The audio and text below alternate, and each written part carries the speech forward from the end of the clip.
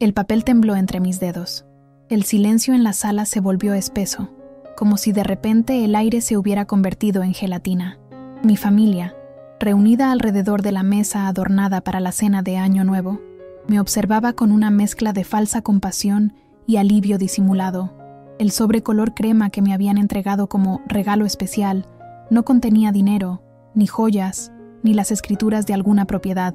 No, contenía un boleto de un solo viaje, un ingreso al asilo Atardecer Dorado en las afueras de Cuernavaca, para mí, para la abuela Dolores, para la que los crió a todos. La copa de sidra que sostenía en mi otra mano resbaló lentamente entre mis dedos, como si el tiempo se hubiera ralentizado. El cristal estalló contra el suelo de loseta, salpicando los zapatos caros de mi yerno Roberto. Nadie se movió para limpiar. Nadie pronunció palabra alguna. Solo me miraban, esperando mi reacción, como quien observa a un animal herido, calculando si todavía puede morder o ya está lo suficientemente débil para ser manipulado sin riesgo. «Es lo mejor para ti, mamá», dijo Alejandra, mi hija mayor, rompiendo el silencio con una voz que intentaba sonar dulce, pero que reconocí como la misma que usaba para convencer a clientes indecisos en su agencia inmobiliaria. «Ya no puedes estar sola en esa casa tan grande, mi casa. La casa que construí con Manuel durante 42 años de matrimonio, la casa donde nacieron mis 3 hijos, la casa que pagamos con sacrificios que ellos jamás entenderían. El lugar es precioso», intervino Mauricio, mi hijo del medio, el ejecutivo exitoso que apenas me visitaba 2 veces al año. «Tiene jardines, actividades, atención médica las 24 horas. Sus palabras se deshacían en mis oídos como algodón de azúcar bajo la lluvia. Yo solo podía fijar la mirada en el logo del asilo impreso en el papel. Un árbol estilizado, supuestamente simbolizando vida y crecimiento. Para mí, parecía más bien un árbol seco, con ramas retorcidas como dedos artríticos señalando hacia un cielo vacío. «Feliz Año Nuevo, mamá», susurró Carmen, la menor, evitando mi mirada mientras jugueteaba con su collar de perlas, perlas que yo le había regalado cuando se graduó, vendiendo un terreno que tenía en Michoacán. Sentí las miradas de mis nietos, confundidos, algunos incómodos, otros indiferentes, absortos en sus teléfonos. Mi nieta Sofía, de 15 años, era la única que me miraba directamente, con ojos húmedos y mejillas enrojecidas por la vergüenza ajena. El reloj de pared, regalo de mi difunto Manuel, marcó las 12 campanadas. Afuera, los cohetes y gritos festivos anunciaban la llegada del Año Nuevo. Dentro de nuestra casa, mi casa, el tiempo parecía haberse detenido en ese momento de traición perfectamente orquestada. «Ya vimos el lugar, abuela», continuó Roberto, limpiándose distraídamente las salpicaduras de sidra de sus zapatos italianos con una servilleta de tela. «Es mejor que muchos hoteles 5 estrellas. Te va a encantar». El folleto brillante que acompañaba al documento de ingreso mostraba a ancianos sonrientes jugando dominó en jardines perfectamente cuidados. Falsos, todos falsos, como las sonrisas de mi familia en ese momento. «La doctora Ramírez dijo que es lo más recomendable después de tu pequeño accidente», añadió Alejandra, refiriéndose a la vez que me caí en el baño. Una caída sin consecuencias que ellos habían convertido en el argumento definitivo. Levanté la vista del papel y los miré uno a uno. Sus rostros, tan familiares y ahora tan extraños.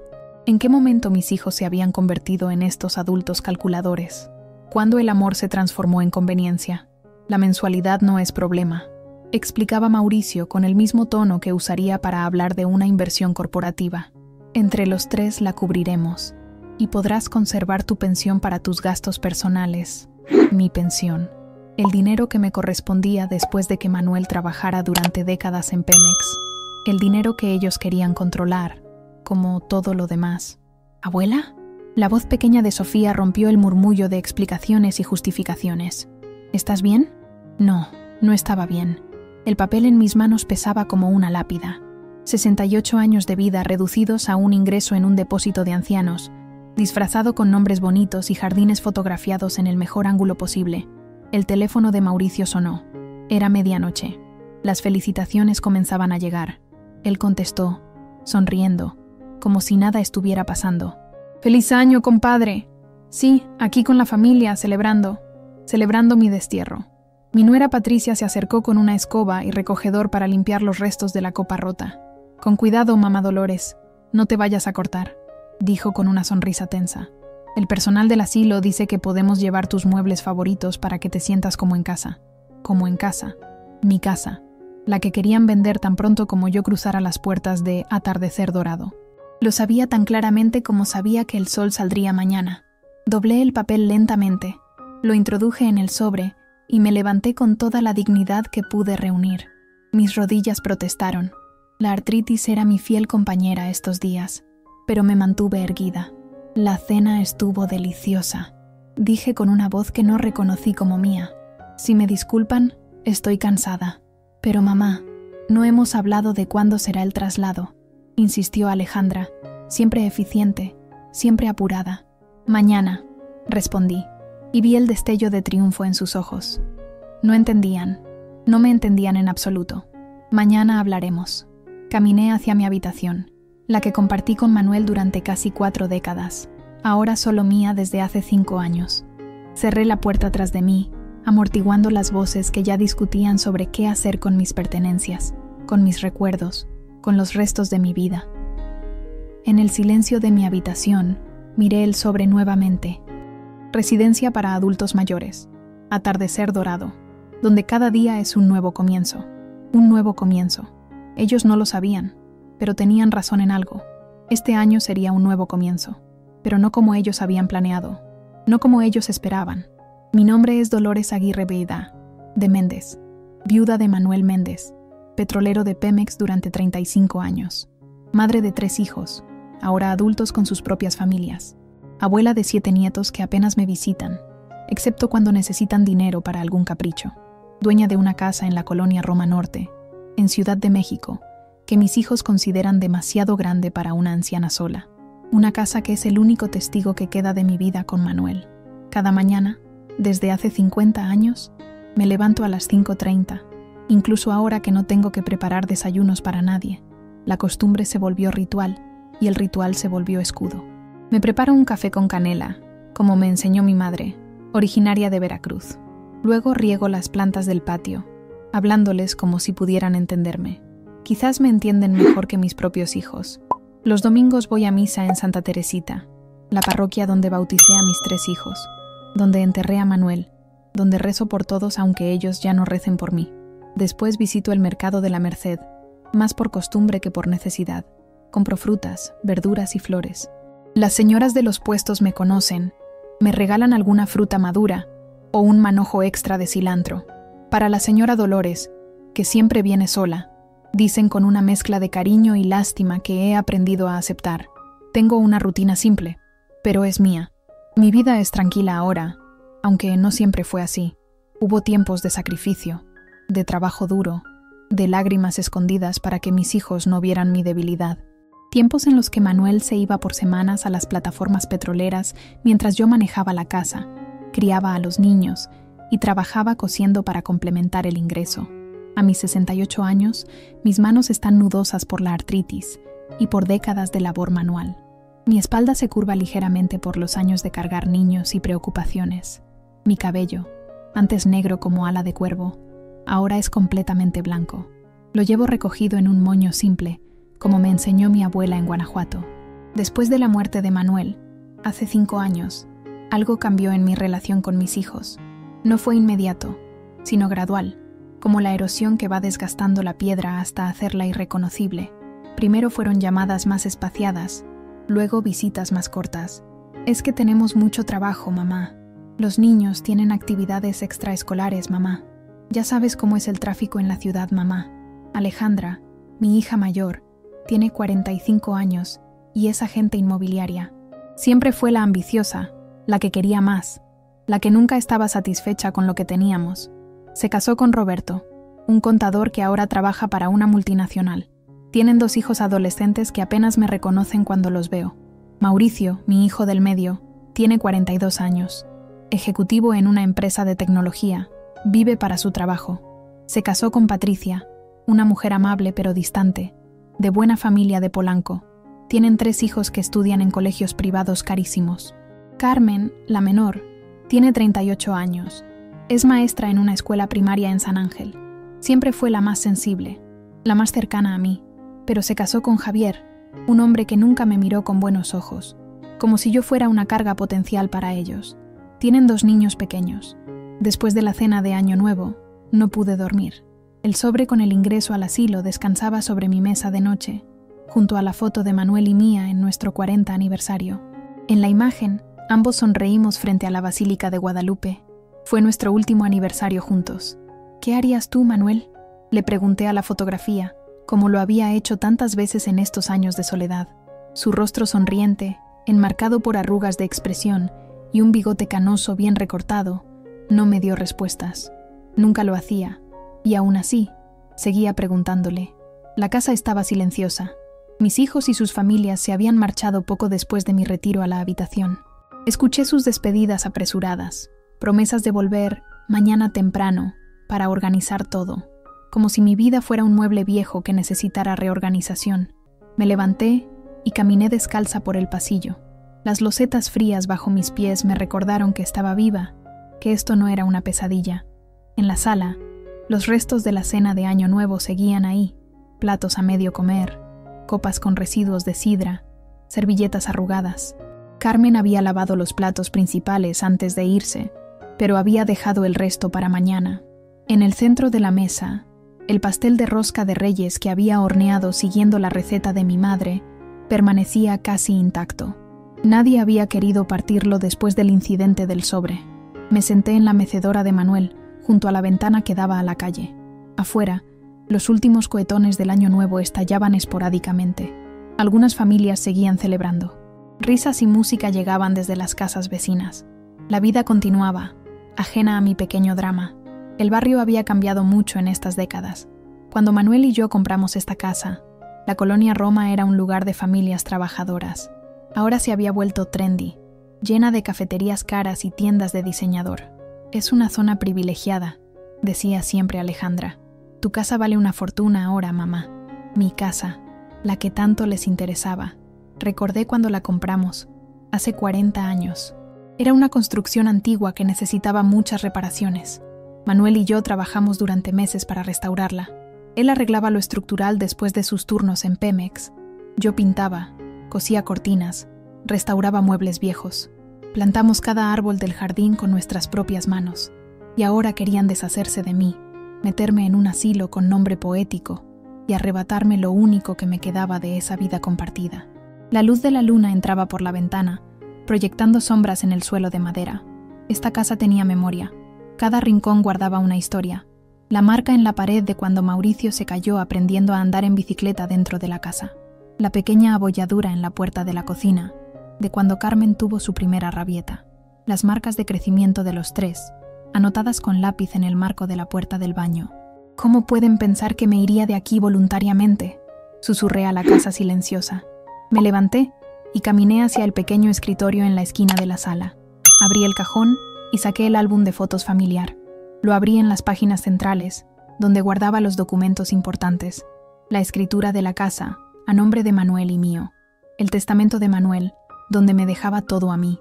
Las tarjetas del banco. La libreta de ahorros que pocos sabían que tenía.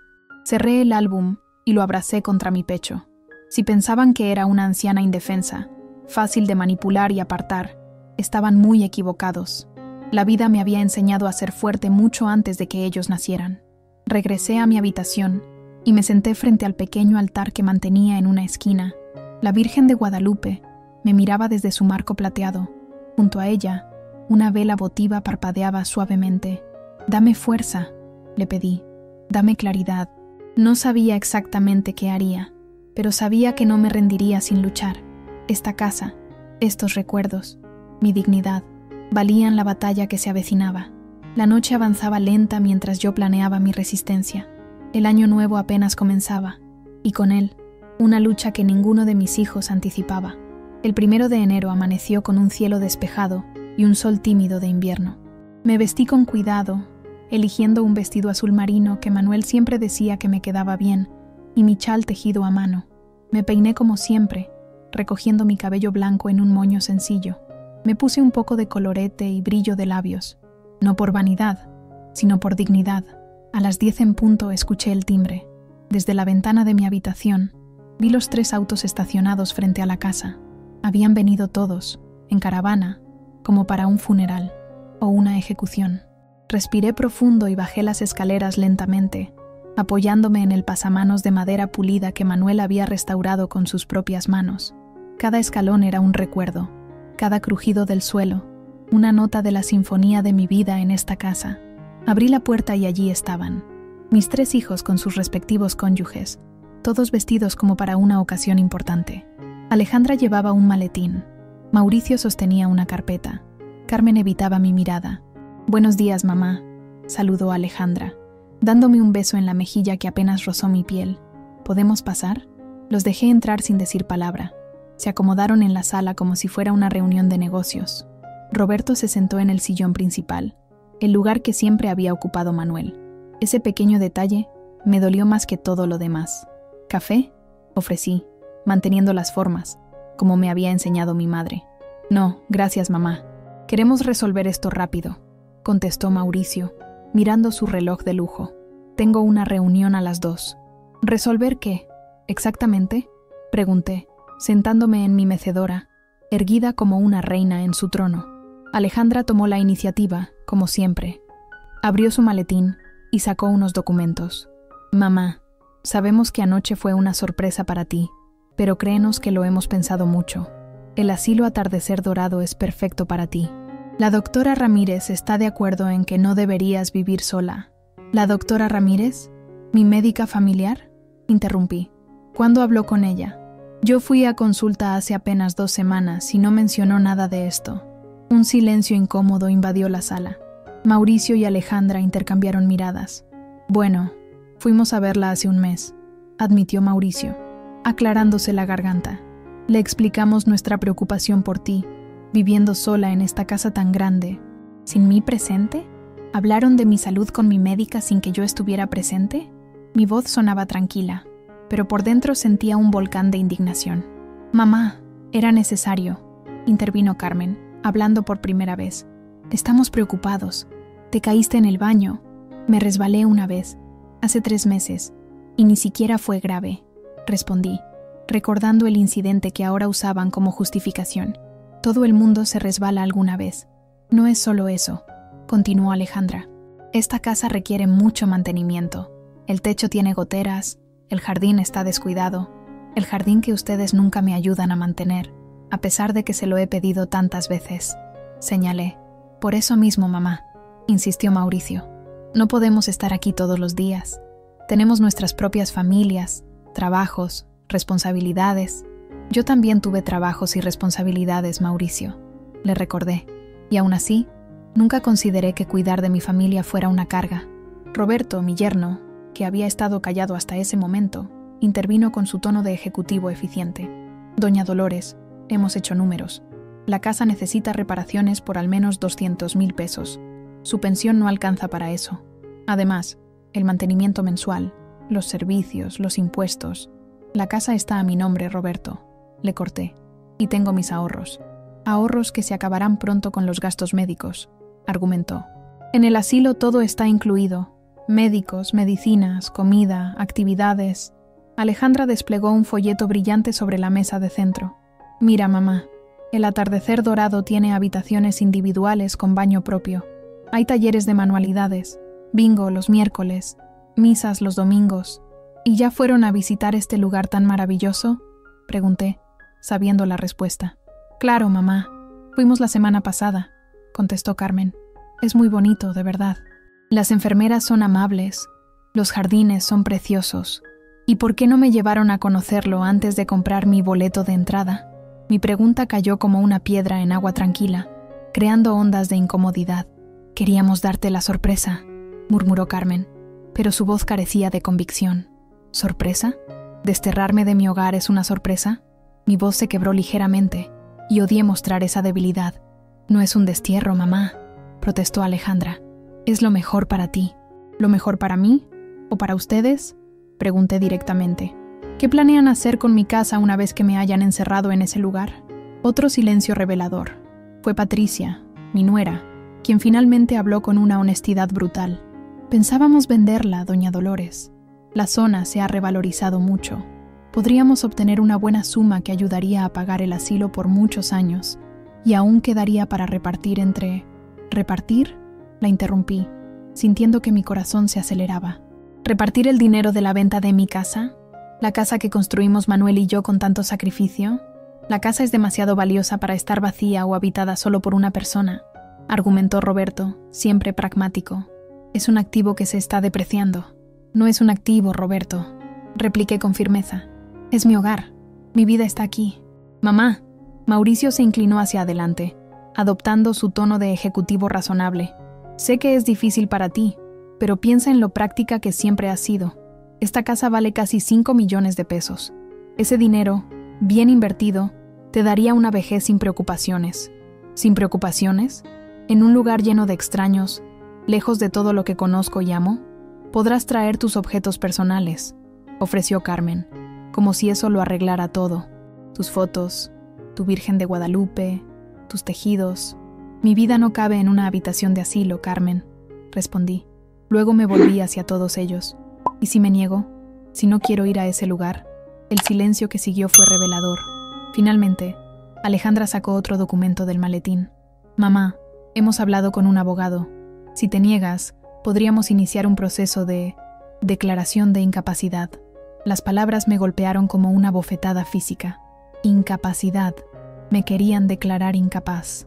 A mí, que los había criado, que había administrado un hogar durante décadas, que seguía cocinando, limpiando y viviendo independientemente. ¿Me están amenazando?, pregunté con una calma que no sentía. No es una amenaza, mamá, intervino Carmen, con lágrimas en los ojos. Es que estamos preocupados, de verdad, tan preocupados que conspiraron a mis espaldas.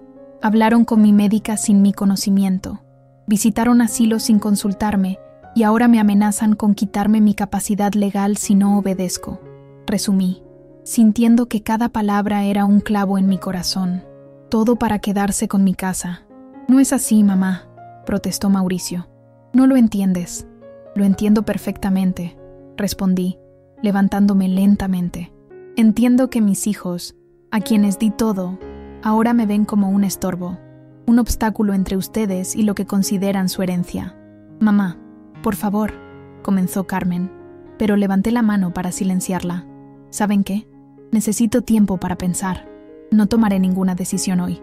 Pero mamá, ya está todo arreglado, protestó Alejandra. Tu ingreso está programado para el lunes. ¿Sin mi consentimiento?, pregunté incrédula. Es que sabíamos que te resistirías al principio, explicó Mauricio. Todos los ancianos lo hacen. Es normal. Ancianos. Así me veían. No como su madre, sino como una anciana genérica. Un problema a resolver. Por favor, váyanse, dije con toda la dignidad que pude reunir. Necesito estar sola. Pero mamá, insistió Alejandra. Ahora, mi voz no admitía réplica. Se miraron entre ellos, desconcertados. No esperaban esta resistencia. Me habían subestimado, como llevaban haciéndolo desde la muerte de Manuel. Volveremos mañana, anunció Alejandra, recogiendo sus documentos. Piénsalo bien, mamá. Es por tu bien. Uno a uno fueron saliendo. Carmen fue la última, y se detuvo en la puerta, como si quisiera decir algo más. Pero al final, simplemente siguió a los demás. Cuando cerré la puerta tras ellos, las lágrimas que había contenido finalmente corrieron libres por mis mejillas. No eran lágrimas de derrota, sino de rabia, de indignación, de profunda decepción. Caminé hasta el altar de la Virgen y encendí una vela. Manuel, susurré. Nunca pensé que llegaríamos a esto. Nunca pensé que nuestros propios hijos, la casa, mi fiel compañera, guardó silencio, testigo mudo de mi dolor y mi resolución naciente. No me rendiré, prometí, tanto a Manuel como a mí misma. Esta casa la construimos con nuestro esfuerzo, y no dejaré que la conviertan en dinero para repartirse. El primer día del año avanzaba lentamente, mientras yo sentía que algo dentro de mí cambiaba para siempre. La confianza se había roto, irreparablemente, y con ella mi ingenuidad sobre el amor filial. Esa noche, después de que mis hijos se marcharan, la casa me pareció más grande y silenciosa que nunca. Caminé por cada habitación, tocando los muebles, las paredes, recordando. Cada objeto tenía una historia. Cada rincón guardaba un momento de la vida que construí con tanto esfuerzo. En el dormitorio principal Abrí el armario donde aún guardaba algunas camisas de Manuel. Tomé una, la más vieja, la de franela a cuadros que usaba para trabajar en el jardín, y la acerqué a mi rostro. Después de 5 años, ya no olía a él, pero la tela gastada por el uso me transportó a otros tiempos. Recordé cuando compramos esta casa, en 1979. Yo tenía 22 años, Manuel 25. Acabábamos de casarnos y esperábamos a Alejandra. La casa era un desastre, techos con goteras, paredes desconchadas, un jardín que parecía más una selva, pero era nuestra. Manuel había conseguido un buen puesto en Pemex, y aunque el préstamo era asfixiante, decidimos apostar por tener algo propio. Algún día será una casa hermosa, me prometió Manuel mientras pintábamos juntos la que sería la habitación de nuestra primogénita. Trabajamos como burros. Manuel en Pemex, yo dando clases particulares de costura y vendiendo ropa que confeccionaba en una vieja Singer que me había regalado mi abuela. Cuando nació Alejandra, adaptamos un rincón de nuestra habitación para su cuna. No teníamos dinero para muebles de bebé. Es temporal, me aseguraba Manuel cada vez que yo me preocupaba. Verás que todo mejorará. Y mejoró, pero no por arte de magia, sino por nuestro esfuerzo constante. Manuel hacía horas extras en la petrolera. Yo cosía hasta la madrugada. A veces no nos veíamos en días. Él salía temprano, yo me acostaba tarde. Cuando Alejandra tenía 3 años, quedé embarazada de Mauricio. Para entonces, ya habíamos logrado arreglar 2 habitaciones y la cocina. Manuel había aprendido fontanería para ahorrarnos el plomero, y yo pintaba y barnizaba muebles viejos que compraba en tianguis y mercados de pulgas. «Tienes manos de oro», me decía Manuel cuando transformaba una mesa destartalada en una pieza hermosa con solo papel de lija, barniz y paciencia. Recuerdo el nacimiento de Mauricio como si fuera ayer. Manuel estaba en una plataforma petrolera cuando me puse de parto. Mi vecina Consuelo, que en paz descanse, me llevó al hospital en su viejo Volkswagen. Alejandra se quedó con su otra vecina, doña Meche. Manuel no conoció a su hijo hasta 3 días después de nacido. Llegó exhausto, con el overol aún puesto. Cuando sostuvo a Mauricio por primera vez, lloró. «Otro Méndez en el mundo», dijo con orgullo. Los años siguientes fueron de trabajo duro, pero también de pequeñas alegrías. Cada mejora en la casa, cada mueble nuevo, o restaurado por mí, cada recibo pagado a tiempo, era una victoria. Cuando Carmen nació, 7 años después de Mauricio, ya teníamos la casa casi como la queríamos. Manuel había ascendido en Pemex. Yo había abierto un pequeño taller de costura en una habitación adaptada. Alejandra ya iba a la secundaria, Mauricio a la primaria. «Somos ricos, Dolores», me dijo Manuel una noche, mientras cenábamos en la cocina recién remodelada. «No de dinero, pero ricos de vida». Y era cierto, nunca fuimos ricos de dinero. Todo lo que teníamos lo invertíamos en la educación de los niños, en mejorar la casa, en construir una vida digna.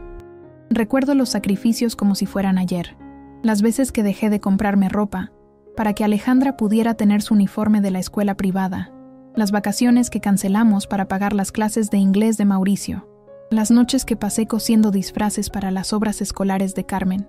Recuerdo a Manuel trabajando los fines de semana en el jardín, plantando cada árbol, cada arbusto.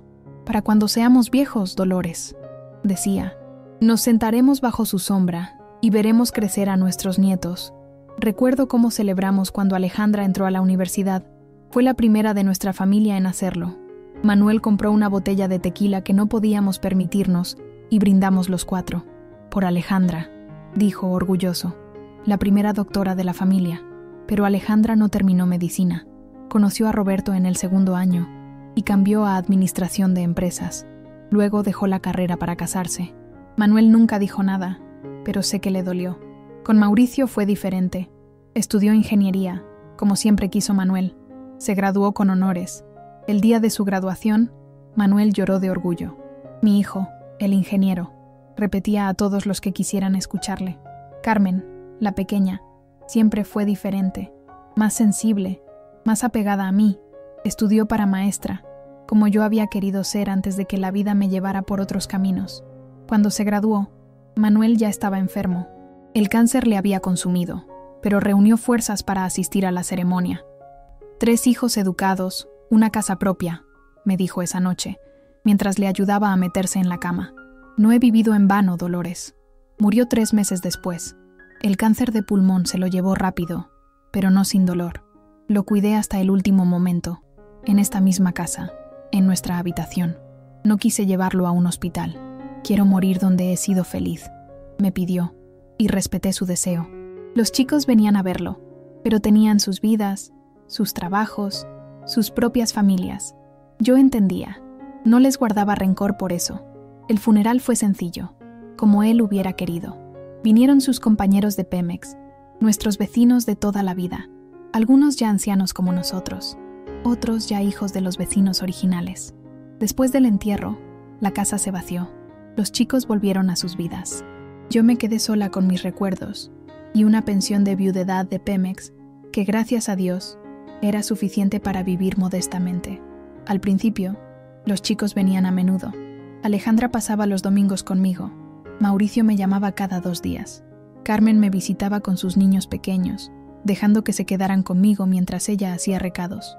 Pero con el tiempo, las visitas se espaciaron. Las llamadas se volvieron más breves. Estamos ocupados, mamá. El trabajo, mamá. Los niños tienen actividades, mamá. No me quejaba. Entendía que tenían sus vidas.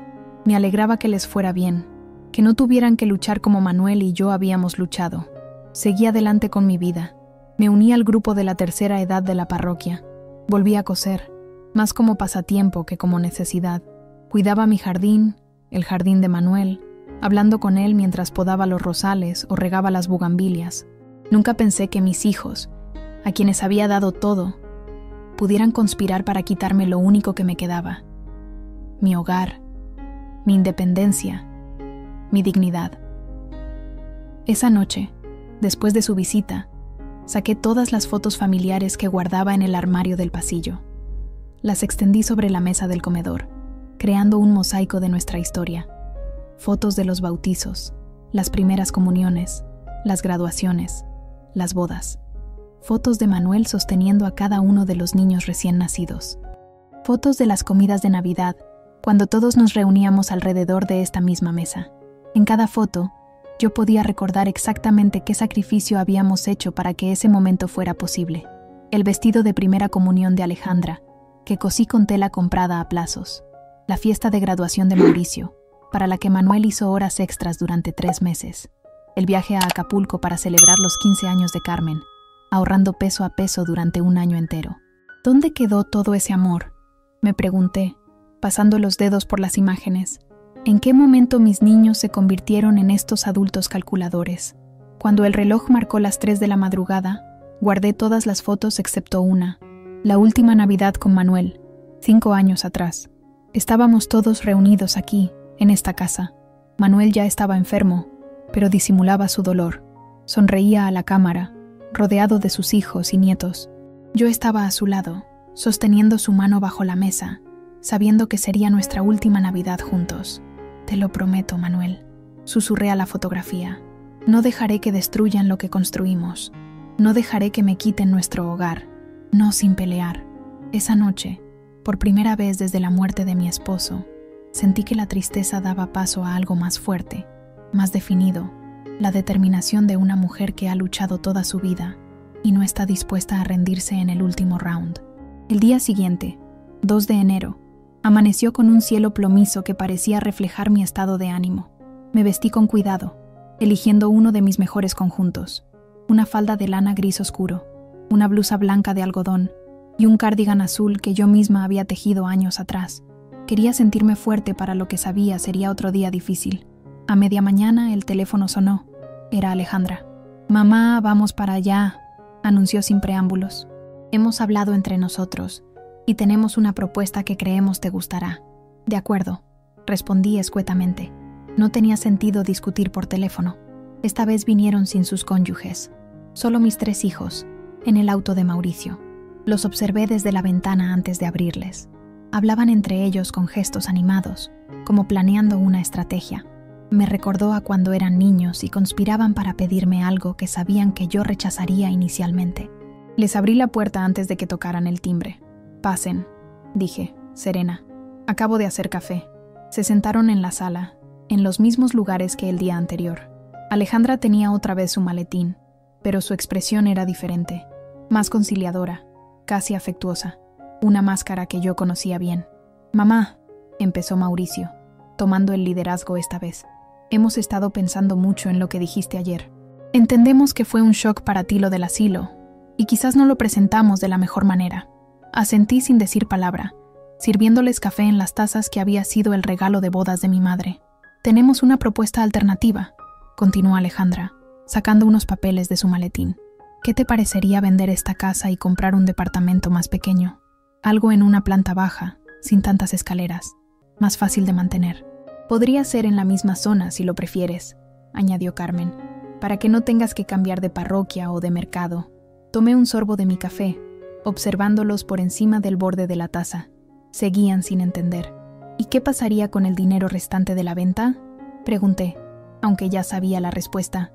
«Bueno», intervino Mauricio, con su tono de ejecutivo razonable, «podríamos dividirlo. Una parte para tu nuevo departamento, otra para asegurar tus cuidados futuros, y el resto podría ser una ayuda para nosotros. Al fin y al cabo, es nuestra herencia anticipada». «Herencia anticipada», repetí las palabras lentamente, como saboreando su amargura. ¿Se dan cuenta de lo que están diciendo? Quieren que renuncie a mi hogar, que me conforme con un apartamento cualquiera, y que les dé el resto del dinero, mientras aún estoy viva.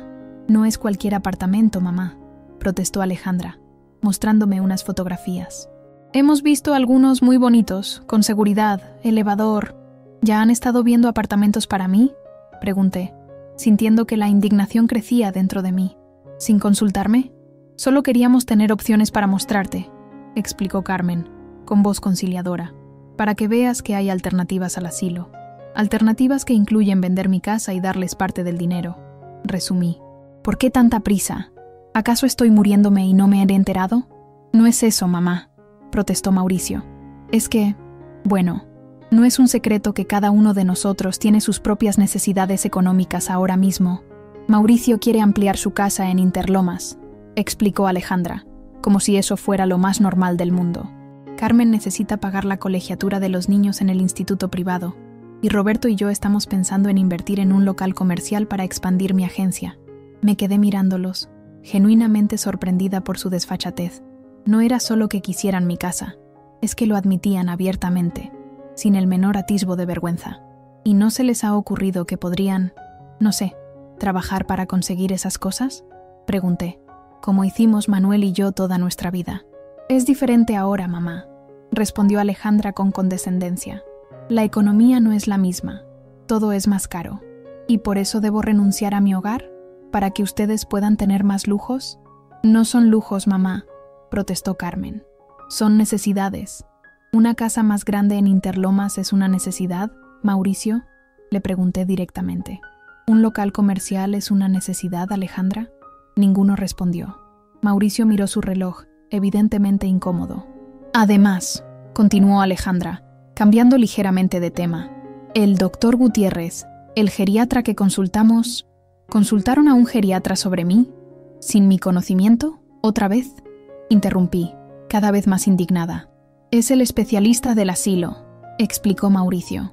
«Nos dijo que es común que las personas mayores se aferren a sus casas por razones emocionales, pero que a la larga es contraproducente, que es mejor hacer la transición mientras todavía estás lúcida y puedes adaptarte». «Mientras estoy lúcida», repetí.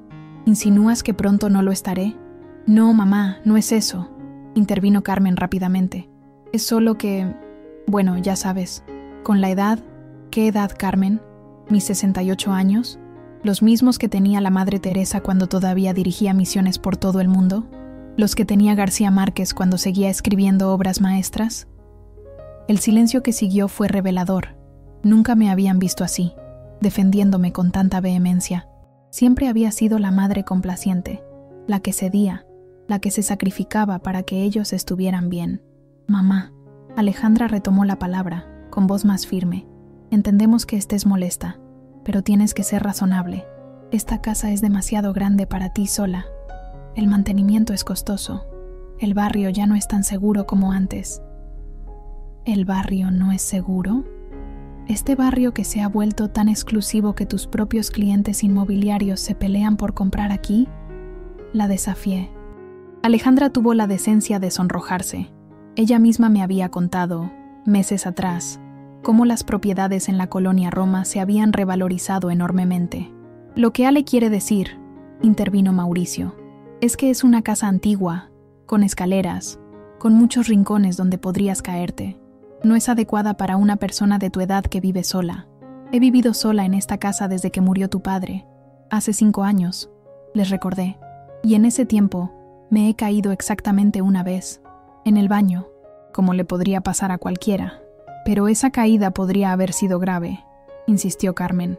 ¿Y si te hubieras roto la cadera? ¿O golpeado la cabeza? Y eso justifica que me quiten mi casa. ¿Un y sí? No te la estamos quitando, mamá, protestó Alejandra. Te estamos ofreciendo alternativas mejores para esta etapa de tu vida. Alternativas que, casualmente, incluyen vender mi propiedad más valiosa y repartir el dinero entre ustedes. Resumí. No lo pongas así. Suena feo, se quejó Mauricio. Es que es feo, hijo, respondí. Es feo querer despojar a tu madre de su hogar para beneficio propio. Un silencio tenso siguió a mis palabras. Finalmente, Alejandra suspiró y adoptó un tono más duro. Mamá, si no aceptas ninguna de nuestras propuestas, tendremos que tomar medidas más drásticas. ¿La declaración de incapacidad con la que me amenazaste ayer? Pregunté, manteniendo la calma exterior, aunque por dentro mi corazón latía acelerado. Es una posibilidad, admitió, por tu propio bien. ¿Y qué médico certificaría mi incapacidad? Pregunté. ¿La doctora Ramírez que me conoce desde hace 20 años? ¿O ese geriatra del asilo que nunca me ha visto? Otro silencio revelador. Estaba tocando puntos sensibles en su plan. Tenemos otras opciones, dijo finalmente Mauricio. El caso es que no puedes seguir así, mamá. Viviendo sola, en esta casa enorme, sin supervisión médica. Sin supervisión, repetí, como si fuera una niña o una enferma mental. No lo tomes así, pidió Carmen, con lágrimas en los ojos. Solo queremos lo mejor para ti. Si quisieran lo mejor para mí, me preguntarían qué quiero yo. Respondí. No vendrían con planes hechos, amenazas veladas y decisiones tomadas sobre mi vida y mi propiedad. ¿Y qué es lo que quieres, mamá?, preguntó Alejandra, con evidente frustración. Quiero quedarme en mi casa, dije simplemente. La casa que construí con Manuel, donde ustedes crecieron, donde está cada uno de mis recuerdos. Pero mamá, los recuerdos los llevarás contigo a donde vayas, argumentó Carmen. No necesitas estas paredes para mantenerlos vivos. No son solo recuerdos, Carmen, expliqué, con toda la paciencia que pude reunir. Es mi independencia, mi dignidad, mi derecho a decidir sobre mi propia vida. La independencia no lo es todo, mamá, insistió Alejandra. La seguridad es más importante a tu edad. ¿Mi edad? ¿Otra vez con eso? Tengo 68 años, no 98. Estoy perfectamente capaz de vivir sola, como lo he hecho estos 5 años, pero cada vez será más difícil, argumentó Mauricio. Y nosotros no podemos estar pendientes de ti todo el tiempo. Tenemos nuestras propias familias, trabajos. Nunca les he pedido que estén pendientes de mí, les recordé. De hecho, son ustedes los que apenas me visitan. ¿Cuándo fue la última vez que viniste a verme sin querer algo, Mauricio? O tú, Alejandra. Carmen es la única que me trae a los niños de vez en cuando, y ni siquiera se quedan a comer. Mis palabras los incomodaron visiblemente. Sabían que era verdad. Tenemos vidas ocupadas, mamá, se defendió Alejandra. No podemos venir todo el tiempo. Lo entiendo. Y por eso mismo no entiendo por qué ahora de repente les preocupa tanto mi bienestar que están dispuestos a quitarme mi casa por mi propio bien. Mauricio miró su reloj otra vez, evidentemente deseando terminar esta conversación incómoda. Mira, mamá, dijo finalmente, no vamos a llegar a ninguna parte discutiendo así. ¿Por qué no lo piensas unos días? Mientras tanto, nosotros seguiremos buscando opciones. ¿Opciones que incluyan que me quede en mi casa?, pregunté. Mamá, sé razonable, intervino Alejandra. Esta casa vale demasiado para que solo viva una persona en ella. Es mi casa, insistí, pagada con el trabajo de tu padre y el mío. ¿Por qué debería renunciar a ella porque ustedes crean que vale demasiado? Porque somos familia, respondió Alejandra, como si eso lo explicara todo. Y las familias se ayudan. ¿Ayudan? ¿Es así como llamas a intentar quitarme mi casa? ¿Ayuda familiar? La tensión en la sala era palpable. Finalmente, Mauricio se puso de pie. Esto no está llegando a ninguna parte, declaró. Mamá está demasiado alterada para tener una conversación racional ahora mismo. ¿Alterada? ¿Irracional? Repetí, sintiendo que la indignación me ahogaba. ¿Ahora defender mi hogar me convierte en una loca alterada? No dije eso, se defendió Mauricio, aunque era exactamente lo que había insinuado. Solo digo que quizás necesitamos darte tiempo para procesar todo esto. Lo que necesito es que respeten mis deseos y mi propiedad, respondí. Volveremos en unos días cuando estés más tranquila, decidió Alejandra, recogiendo sus documentos. Mientras tanto, piensa en lo que te hemos propuesto. Un apartamento pequeño, cómodo, sin escaleras. Y piensen ustedes en lo que les he dicho, respondí. No voy a renunciar a mi casa. No voy a ir a ningún asilo. No voy a dejar que me quiten lo que es mío. Se marcharon poco después, con promesas de volver pronto y expresiones de preocupación que no llegaban a sus ojos. En cuanto cerré la puerta tras ellos, las piernas me fallaron. Me dejé caer en el sillón de la entrada, temblando. La enormidad de la situación me golpeó como una ola. Mis propios hijos, conspirando para quitarme mi casa, amenazándome con declararme incapaz si no cedía. Era una pesadilla de la que no podía despertar. Por primera vez desde la muerte de Manuel, me sentí verdaderamente sola, vulnerable, traicionada por las personas que más debían quererme y protegerme. Las lágrimas llegaron entonces, incontenibles. Lloré por la traición, por la decepción, por el miedo. Lloré por Manuel, que no estaba aquí para defenderme. Lloré por los niños que había criado con tanto amor y que ahora me veían como un obstáculo, como un activo financiero a liquidar. ¿Por qué, Manuel? Sollocé, mirando su fotografía en la repisa. ¿Dónde me equivoqué con ellos? ¿Qué hice mal? El silencio de la casa fue mi única respuesta. Esa noche no pude dormir. Di vueltas en la cama que había compartido con Manuel durante 4 décadas, pensando, recordando, planeando. A las 5 de la madrugada, cuando el primer rayo de sol se filtraba por las cortinas, me levanté con una claridad mental que no había sentido en años. Me miré en el espejo del tocador. Vi a una mujer de 68 años, con el cabello blanco, arrugas de expresión y manos nudosas por el trabajo y la artritis. Pero también vi determinación en mis ojos oscuros, la misma determinación que me había permitido sobrevivir a la pobreza de mi infancia, a los años duros construyendo un hogar con Manuel, a la crianza de 3 hijos, a la enfermedad y muerte de mi esposo. No soy una víctima, me dije en voz alta. No soy débil, no soy incapaz. Me vestí con ropa cómoda, pantalones oscuros, una blusa celeste, zapatos planos. Me recogí el pelo en mi acostumbrado moño. Tomé mi bolso y mi chal y salí de casa antes de que el barrio despertara completamente. El aire fresco de la mañana despejó mis últimas dudas. Caminé hasta la parada del metrobús, ignorando el leve dolor en mi rodilla derecha. El conductor me saludó con una sonrisa cuando subí. Era don Felipe, que me conocía de años. ¿Madrugando, doña Dolores?, preguntó amablemente. Tengo asuntos importantes que atender, Felipe, respondí con una sonrisa que reflejaba mi nueva determinación. Mi primer destino fue el consultorio de la doctora Ramírez. Llegué antes de que abrieran, pero la recepcionista, Lucía, ya estaba allí preparando el día. Doña Dolores, exclamó sorprendida. No tenía cita hoy, ¿verdad? No, querida, confirmé. Pero necesito hablar con la doctora urgentemente. Es un asunto personal. La doctora Ramírez, una mujer de unos 50 años que me atendía desde hacía 2 décadas, me recibió en cuanto llegó. Doña Dolores me saludó con genuino afecto. Lucía dice que es urgente. ¿Se siente mal? Físicamente estoy bien, doctora, respondí, sentándome frente a su escritorio. Pero necesito hablar con usted sobre algo grave. Mis hijos vinieron a verla hace unas semanas, ¿verdad?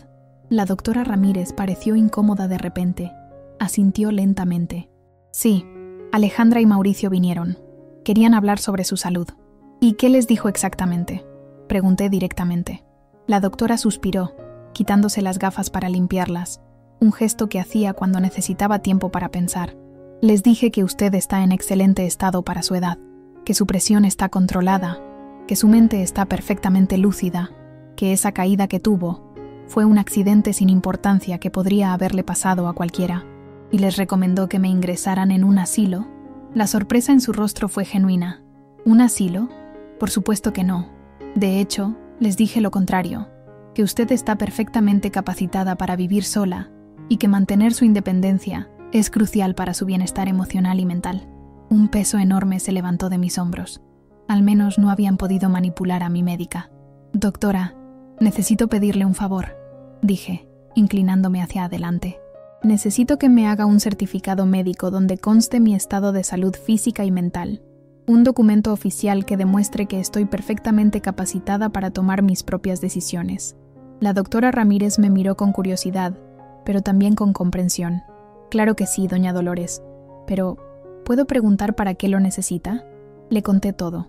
El regalo de Año Nuevo, las amenazas veladas, los planes para vender mi casa, la mención de una posible declaración de incapacidad. A medida que hablaba, vi cómo su expresión pasaba de la sorpresa a la indignación. «Esto es inaceptable», declaró cuando terminé. «Usted está en perfecto uso de sus facultades mentales y en un estado físico envidiable para su edad. No hay ninguna base médica para una declaración de incapacidad. Por eso necesito ese certificado, doctora, para protegerme. Lo tendrá hoy mismo», aseguró. «Y si es necesario, testificaré personalmente ante cualquier juez o autoridad. No permitiré que abusen así de una paciente mía». Salí de su consulta con la promesa de que el certificado estaría listo esa misma tarde. Mi siguiente parada fue el despacho del licenciado Vega, un abogado que había ayudado a Manuel con los papeles de su jubilación años atrás. El licenciado Vega, un hombre de unos 60 años con una mata de pelo blanco y lentes de montura gruesa, me recibió en su modesto despacho en el centro. «Doña Dolores, qué sorpresa verla. ¿Cómo puedo ayudarla?». Le expliqué mi situación, esta vez con más detalles legales, la propiedad de la casa, el testamento de Manuel, las insinuaciones de mis hijos sobre una posible declaración de incapacidad. El licenciado tomó notas mientras yo hablaba, asintiendo ocasionalmente, frunciendo el ceño otras veces. Cuando terminé, se reclinó en su silla con expresión grave. «Lo que sus hijos están sugiriendo roza lo ilegal, doña Dolores», afirmó. «No pueden forzarla a vender su propiedad ni a ingresar en una institución contra su voluntad. Y en cuanto a la declaración de incapacidad, es un proceso legal complejo que requiere pruebas médicas sustanciales que, por lo que me cuenta, no existen en su caso. ¿Qué puedo hacer para protegerme?», pregunté. «Varias cosas», respondió, inclinándose hacia adelante.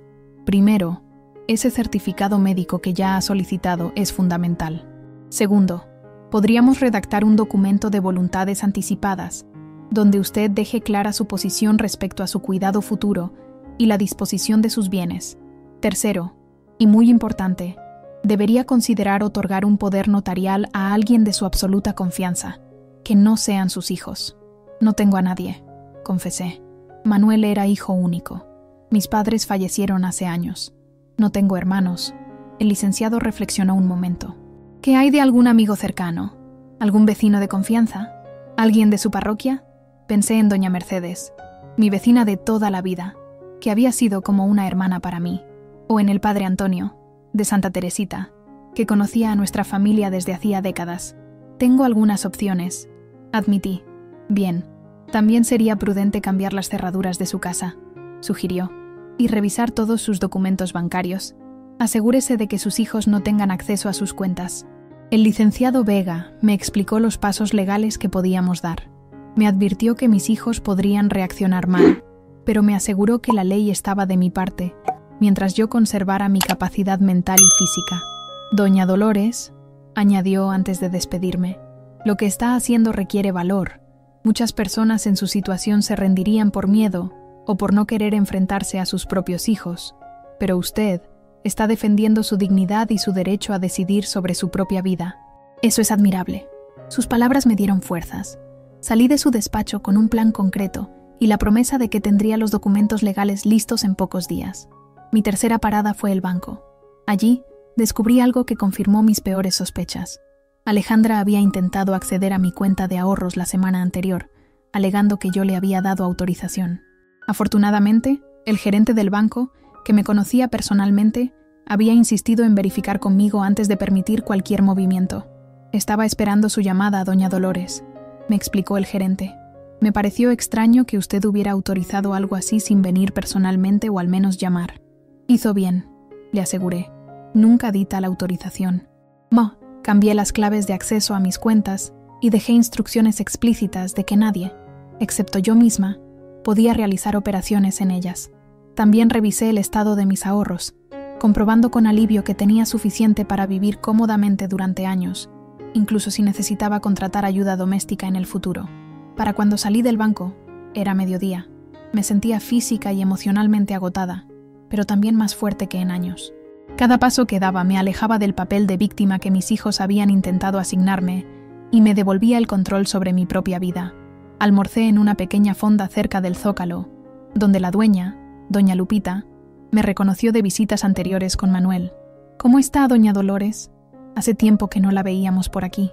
Estoy recuperando fuerzas, Lupita. Respondí con una sonrisa que reflejaba mi nueva actitud. Estoy recuperando mi vida. De regreso en casa, me encontré con doña Mercedes barriendo la acera frente a su casa. A sus 75 años, seguía siendo una mujer activa y lúcida, que vivía sola como yo. Lola, me llamó, usando el diminutivo que solo los muy cercanos usaban conmigo. Te vi salir temprano. ¿Todo bien? La miré, considerando si debía compartir con ella mi situación. Doña Mercedes había sido mi confidente durante décadas. Había llorado conmigo cuando murió Manuel. Me traía comida en los días en que la tristeza me impedía cocinar. ¿Tienes tiempo para un café, Mercedes?, le pregunté. Necesito hablar con alguien. En su pequeña cocina, con tazas de café humeante frente a nosotras, le conté todo. A diferencia de la sorpresa de la doctora Ramírez o la indignación profesional del licenciado Vega, la reacción de doña Mercedes fue de genuina furia. «Desgraciados», exclamó, golpeando la mesa con su mano arrugada. «Después de todo lo que tú y Manuel hicieron por ellos, ¿cómo se atreven? Quieren mi casa, Mercedes», resumí, «y están dispuestos a declararme incapaz para conseguirla. Por encima de mi cadáver», declaró mi amiga con vehemencia. «Yo sé mejor que nadie cómo has luchado por esa casa, cómo la has mantenido sola estos años, cómo sigues siendo la misma Lola fuerte y capaz que siempre has sido». Su apoyo incondicional me conmovió hasta las lágrimas. El licenciado Vega dice que debería otorgar un poder notarial a alguien de confianza, por si algún día realmente necesito ayuda, le conté. Había pensado en ti. Ni lo dudes, aceptó inmediatamente. Estaré a tu lado en esto, Lola. No dejaremos que esos ingratos te quiten lo que es tuyo. Cuando regresé a mi casa, ya casi anochecía. Me sentía exhausta pero renovada. En un solo día, había tomado medidas concretas para protegerme. Había encontrado aliados. Había recuperado parte de mi confianza.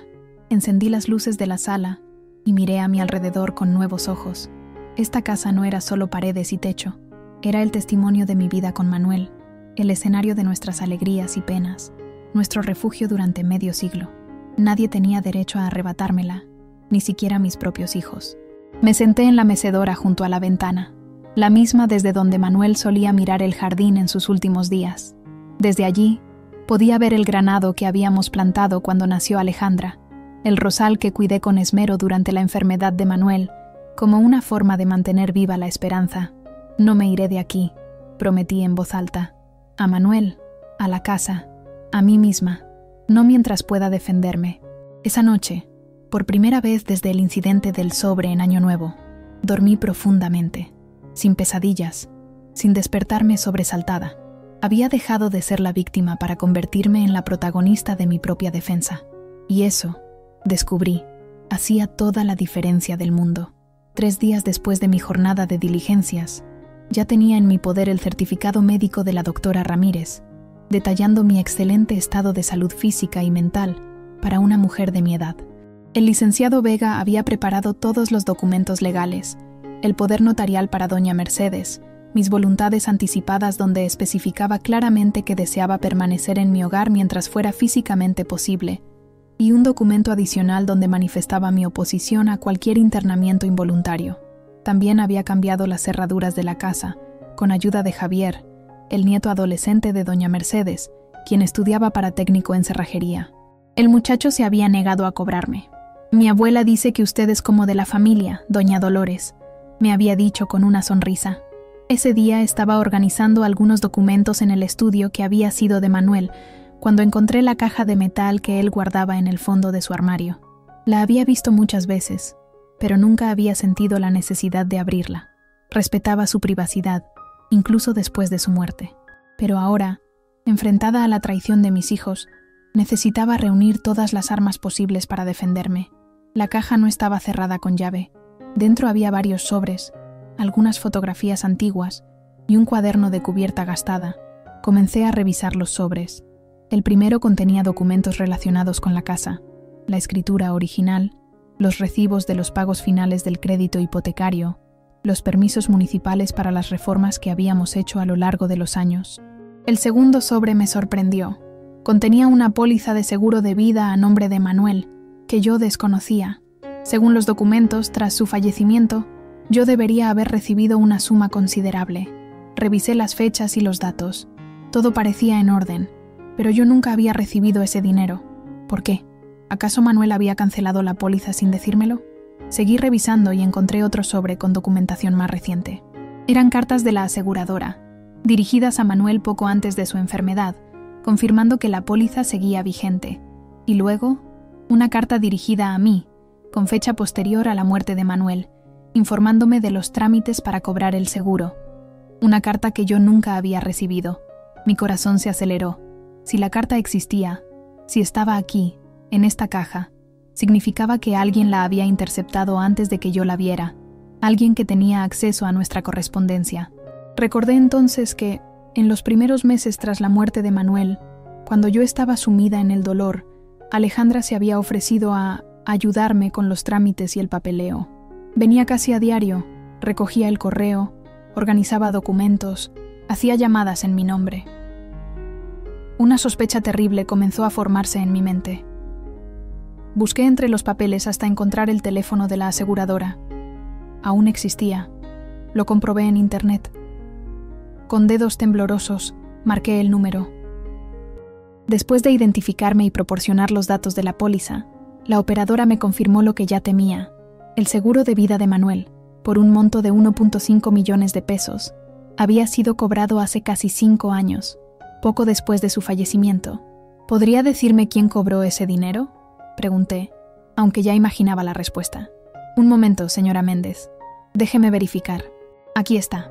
El beneficiario original era usted, pero se presentó una modificación firmada por el titular, su esposo, poco antes de su fallecimiento, designando como beneficiaria a su hija, Alejandra Méndez Aguirre. La habitación pareció girar a mi alrededor. Manuel nunca haría algo así sin consultarme. Nunca cambiaría el beneficiario de su seguro sin decírmelo, especialmente para dejarme fuera a mí, su esposa de 4 décadas. ¿Podría enviarme una copia de ese documento de modificación?, pedí, tratando de mantener la calma en mi voz. Por supuesto, señora. ¿A qué dirección de correo electrónico desea que lo enviemos? Le di la dirección de mi correo, que casi nunca usaba excepto para comunicarme con Carmen ocasionalmente. La operadora me aseguró que recibiría el documento en breve. Apenas colgué, llamé al licenciado Vega y le conté mi descubrimiento. Su reacción fue inmediata. Doña Dolores, esto es extremadamente grave. Si lo que sospecha es cierto, y su hija falsificó la firma de don Manuel para cambiar al beneficiario del seguro, estamos hablando de un delito serio. Falsificación de documentos y posible fraude. ¿Tiene alguna muestra de la firma de su esposo para comparar cuando recibamos el documento? Tengo todas sus tarjetas de felicitación, documentos, su testamento. Respondí, aún aturdida por la magnitud de lo que estaba descubriendo. Bien, no comente esto con nadie todavía, especialmente no con sus hijos. Cuando reciba el documento, envíemelo inmediatamente.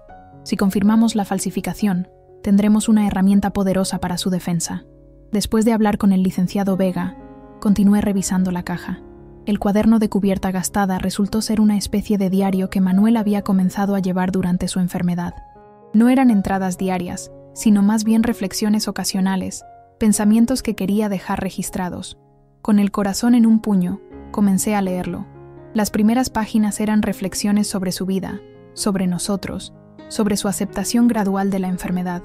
Pero hacia la mitad del cuaderno, encontré algo que me heló la sangre. 10 de mayo 2019. Hoy, mientras Dolores estaba en la iglesia, Alejandra y Roberto vinieron a verme. Me pidieron que firmara unos papeles para simplificar los trámites futuros, según dijeron. Estaba muy débil y apenas pude leerlos. Confié en ellos. Ahora temo haber cometido un error. Mañana le pediré a Dolores que los revise. Y luego, en una entrada con letra más temblorosa, fechada al día siguiente, 11 de mayo, la fiebre volvió. No pude hablar con Dolores sobre los papeles. Cuando pregunté a Alejandra por ellos, dijo que ya los había entregado donde correspondía. Me aseguró que todo estaba en orden, que era solo para garantizar que Dolores estuviera protegida cuando yo faltara. Quiero creerle, pero hay algo en su actitud que me inquieta. Mauricio y Carmen vinieron más tarde. Les comenté sobre los papeles, pero parecían no saber nada. Manuel murió una semana después. Nunca llegó a decirme sobre estos papeles. Las piezas comenzaban a encajar. Alejandra, posiblemente con la complicidad de Roberto, había aprovechado la debilidad de Manuel para hacerle firmar documentos. Uno de ellos, casi seguro, era el cambio de beneficiario del seguro de vida. ¿Qué más habría firmado Manuel sin saberlo? Habría otros documentos que yo desconocía. Seguí leyendo el diario hasta el final. No había más menciones a documentos firmados, pero en las últimas páginas, con una letra casi ilegible por la debilidad, Manuel había escrito un mensaje para mí. Mi Dolores, si estás leyendo esto, es porque ya no estoy a tu lado. Quiero que sepas que cada día contigo ha sido un regalo. Hemos construido una vida hermosa juntos, y mi único pesar es dejarte sola. Confío en que nuestros hijos cuidarán de ti, como tú cuidaste de ellos. La casa es tuya, siempre fue para ti, nuestro refugio, nuestro hogar. No permitas que nadie te convenza de dejarla si no es lo que deseas. Has sacrificado tanto por todos nosotros. Ahora es tiempo de que vivas para ti. Te amé desde el primer día y te amaré más allá de la muerte. Tu Manuel. Las lágrimas corrían por mis mejillas mientras leía sus últimas palabras. Manuel había previsto, de alguna manera, que podría haber problemas. Su advertencia sobre la casa era casi profética. En ese momento, mi teléfono sonó con la notificación de un correo electrónico. Era el documento de la aseguradora, la supuesta modificación de beneficiario firmada por Manuel. Abrí el archivo con manos temblorosas. Allí estaba, un documento oficial con la firma de mi esposo al pie. Una firma que, después de 42 años de matrimonio, conocía mejor que la mía propia. Y no era su firma. Se parecía, sí, era una imitación bastante lograda. Pero ciertos rasgos característicos, la inclinación particular de la M de Méndez, el final alargado de la L en Manuel, no estaban bien. No era la firma de mi esposo. Inmediatamente reenvié el documento al licenciado Vega, junto con muestras escaneadas de la firma auténtica de Manuel tomadas de otros documentos. Su respuesta llegó minutos después. Doña Dolores, incluso a simple vista puedo ver discrepancias significativas. Con un peritaje caligráfico profesional, podríamos demostrar la falsificación. Esto cambia completamente el panorama de su situación. Ya no solo se trata de defenderse de sus hijos. Ahora tenemos evidencia de un posible delito cometido por al menos uno de ellos. Le recomiendo que siga reuniendo toda la documentación posible y que mantengamos esto en absoluta reserva por ahora. Esa noche, encerrada en mi habitación con la caja de Manuel, seguí descubriendo más sorpresas. Había documentos bancarios que mostraban transferencias regulares a una cuenta que yo desconocía, realizadas por Manuel en los últimos años de su vida. Pequeñas cantidades mensuales que, sumadas, representaban una cantidad considerable. En una nota adjunta a los recibos, Manuel había escrito: Fondo de emergencia para Dolores, cuenta en Banorte, sucursal Coyoacán. La libreta está en la caja fuerte de la notaría del licenciado Morales. Otra cuenta que yo desconocía. Otro recurso que podría haber necesitado tras su muerte y del que nunca supe. ¿Habrían interceptado también esta información mis hijos? A la mañana siguiente, visité la notaría del licenciado Morales.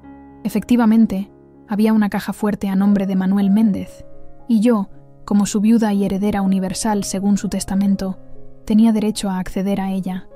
Dentro encontré una libreta bancaria, documentos adicionales sobre propiedades que no sabía que teníamos, un pequeño terreno en Cuernavaca, acciones en una empresa, y una carta para mí, sellada, con instrucciones de abrirla solo en caso de extrema necesidad.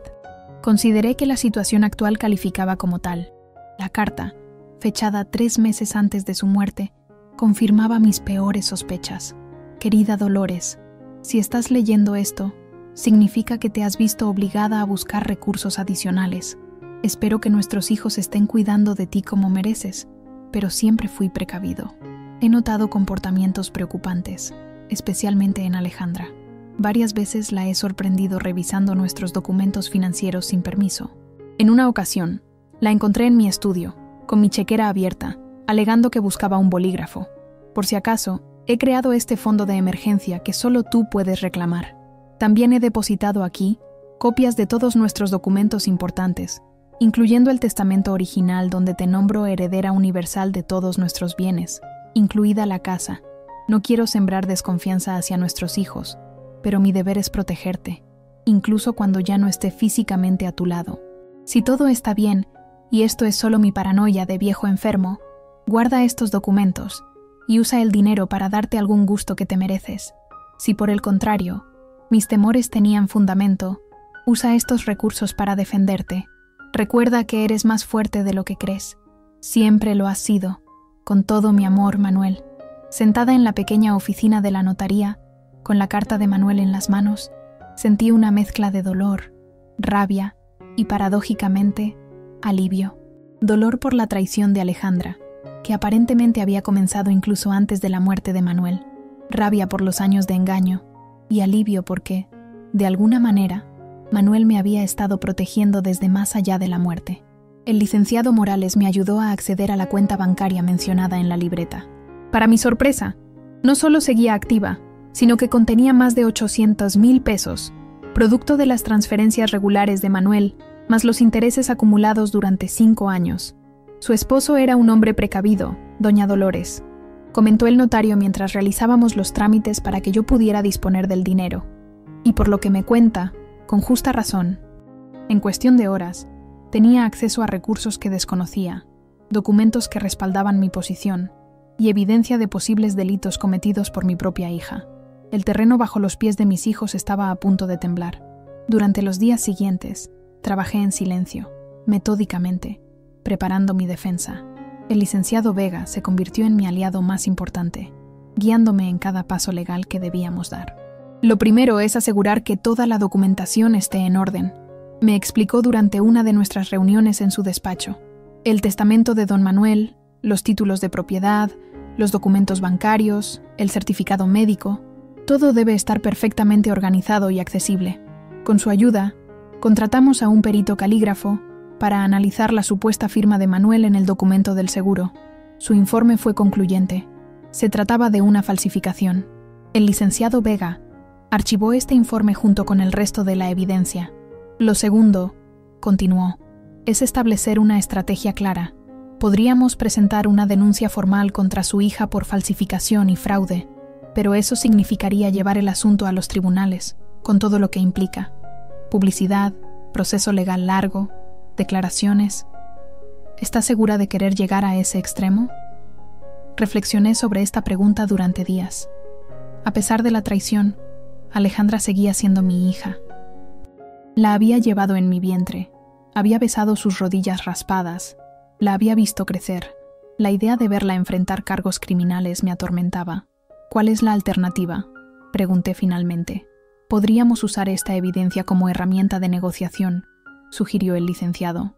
Confrontarlos con lo que sabemos, mostrarles que tenemos pruebas de la falsificación y del fraude y establecer nuestros términos, que respeten su decisión de quedarse en su casa, que dejen de presionarla con lo del asilo y posiblemente que Alejandra devuelva el dinero del seguro que obtuvo fraudulentamente. Esta opción me parecía más razonable. No buscaba venganza, solo justicia y respeto. ¿Y si no aceptan?, pregunté. Entonces procederemos legalmente, respondió con firmeza. Pero mi experiencia me dice que, enfrentados a evidencia sólida de delitos que podrían llevarlos a la cárcel, la mayoría de las personas optan por negociar. Mientras el licenciado Vega preparaba el aspecto legal, yo trabajaba en mi propio plan. Con parte del dinero que había descubierto, contraté a una empleada doméstica, Rosario, una mujer de confianza recomendada por doña Mercedes, para que me ayudara con la limpieza y las tareas más pesadas de la casa. No es que necesite la ayuda, le expliqué a doña Mercedes cuando me cuestionó esta decisión. Es para demostrarles a mis hijos que puedo gestionar mi casa perfectamente con un poco de apoyo externo, sin necesidad de abandonarla. También contraté a un jardinero para que pusiera en orden el jardín, que efectivamente se había descuidado un poco en los últimos años, y llamé a un técnico para revisar y reparar las goteras del techo que tanto mencionaba Alejandra como excusa para vender la casa. En pocos días, la casa lucía mejor que en años. El jardín, en particular, había recuperado su esplendor, con los rosales podados, el césped recortado y las bugambilias exuberantes trepando por la pérgola que Manuel había construido con sus propias manos. «Tu Manuel estaría orgulloso», comentó doña Mercedes cuando vino a tomar café y vio las transformaciones. Siempre decía que este jardín era un pedacito de paraíso en medio de la ciudad. Mientras tanto, mis hijos me llamaban a diario, preguntando si había reflexionado sobre sus propuestas. Les respondía con evasivas, ganando tiempo, permitiéndoles creer que estaba considerando ceder. «Necesito un poco más de tiempo», les decía. «Es una decisión importante». Esta táctica los mantuvo a raya durante casi 2 semanas, dándome el espacio que necesitaba para terminar mis preparativos. Pero su paciencia se agotaba, y las llamadas se volvían más insistentes, más agresivas. «Mamá, no podemos esperar indefinidamente», me dijo Alejandra en su última llamada. «El lugar en el asilo no estará disponible para siempre, y si no es eso, tenemos que avanzar con lo del apartamento. Roberto ha encontrado uno precioso en la colonia Narvarte». «Entiendo, hija», respondí con falsa docilidad. «¿Qué les parece si vienen a cenar este sábado? Todos ustedes. Les daré mi respuesta entonces». La invitación a cenar fue aceptada inmediatamente. Podía imaginar su alivio, pensando que finalmente había cedido, que la anciana obstinada había entrado en razón. Con la fecha fijada, el licenciado Vega y yo ultimamos los detalles de nuestra estrategia. «Estaré disponible por si me necesita», me aseguró, «a cualquier hora. Pero creo que podrá manejar la situación.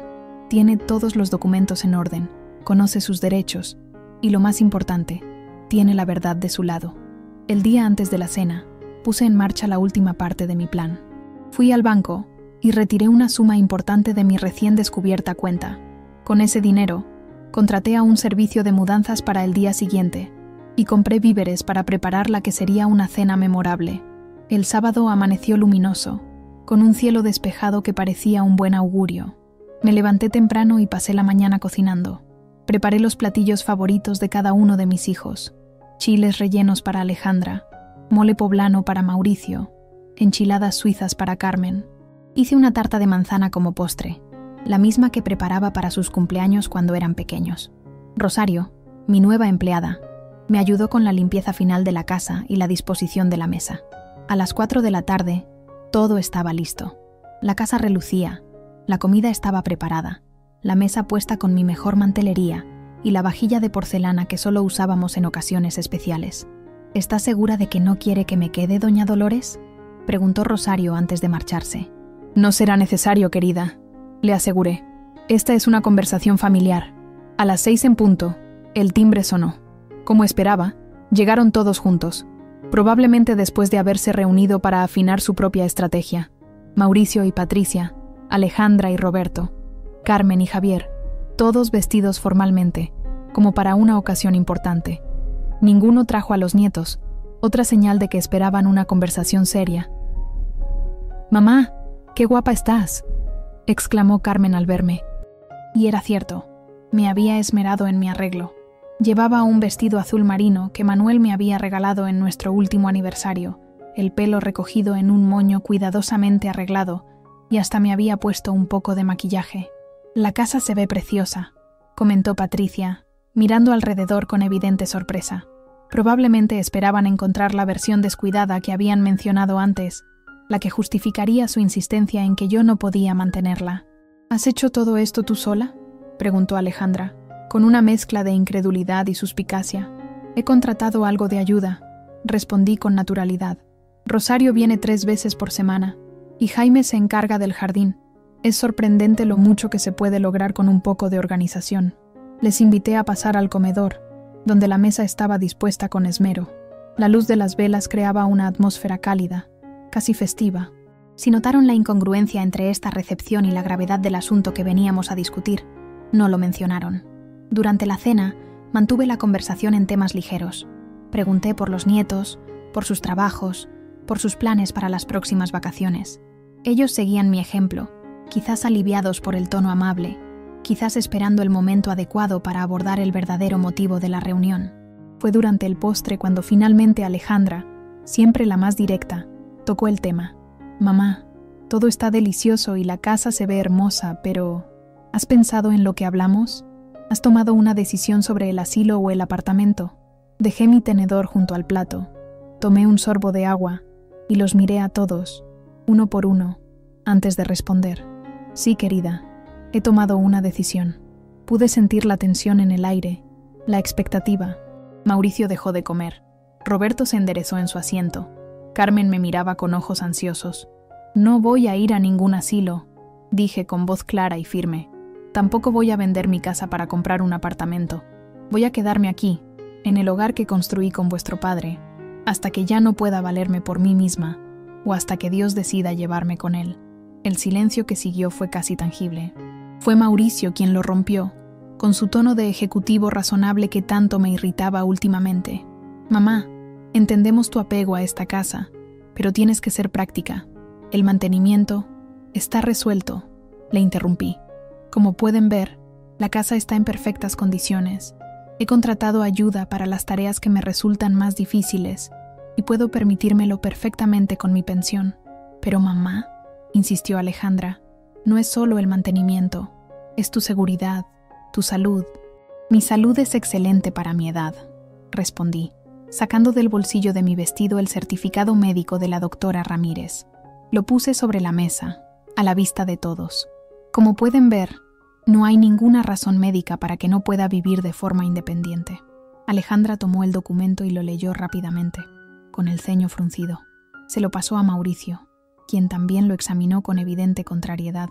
«Un certificado médico no cambia el hecho de que esta casa es demasiado grande para ti», argumentó Roberto, interviniendo por primera vez. «Y francamente, es un desperdicio de capital. Con lo que vale esta propiedad, podrías...» «No es un capital, Roberto», le corté. «Es mi hogar y no está en venta». «Mamá, por favor», intervino Carmen, con lágrimas en los ojos. «Solo queremos lo mejor para ti». «No, Carmen», respondí con firmeza pero sin hostilidad. «Quieren lo mejor para ustedes. Y lo entiendo. Tienen sus propias necesidades, sus propias vidas. Pero mi vida está aquí, en esta casa, con mis recuerdos, con la presencia de vuestro padre en cada rincón». «Esto es ridículo», espetó Alejandra, perdiendo la compostura. «No puedes aferrarte a una casa por sentimentalismos. Es irracional, es...» «¿Irracional?», repetí. «¿Crees que soy irracional, Alejandra? ¿Crees que no estoy en pleno uso de mis facultades mentales? ¿Es eso lo que estás insinuando?» «Yo no he dicho eso», se defendió, pero su tono la traicionaba. «Pero lo has pensado», afirmé. «De hecho, todos lo han pensado. Han considerado declararme incapaz si no cedo a sus demandas». «Lo sé». Sus expresiones de sorpresa confirmaron mis palabras. No esperaban que yo estuviera al tanto de ese detalle de sus planes. «Mamá, eso no es exactamente...», comenzó Mauricio, pero lo interrumpí. «No me tomen por tonta. Sé exactamente lo que han estado planeando. Sé que han hablado con un abogado sobre la posibilidad de declararme incapaz. Sé que han visitado ese asilo varias veces, preparando mi ingreso sin mi consentimiento. Sé que ya tienen posibles compradores para esta casa, probablemente clientes tuyos, Alejandra». Su silencio fue la confirmación que necesitaba. «Pero hay algo que no saben», continué, levantándome para ir al aparador de la sala. Volví con la carpeta que había preparado con el licenciado Vega, algo que cambia completamente las reglas de este juego que han estado jugando a mis espaldas.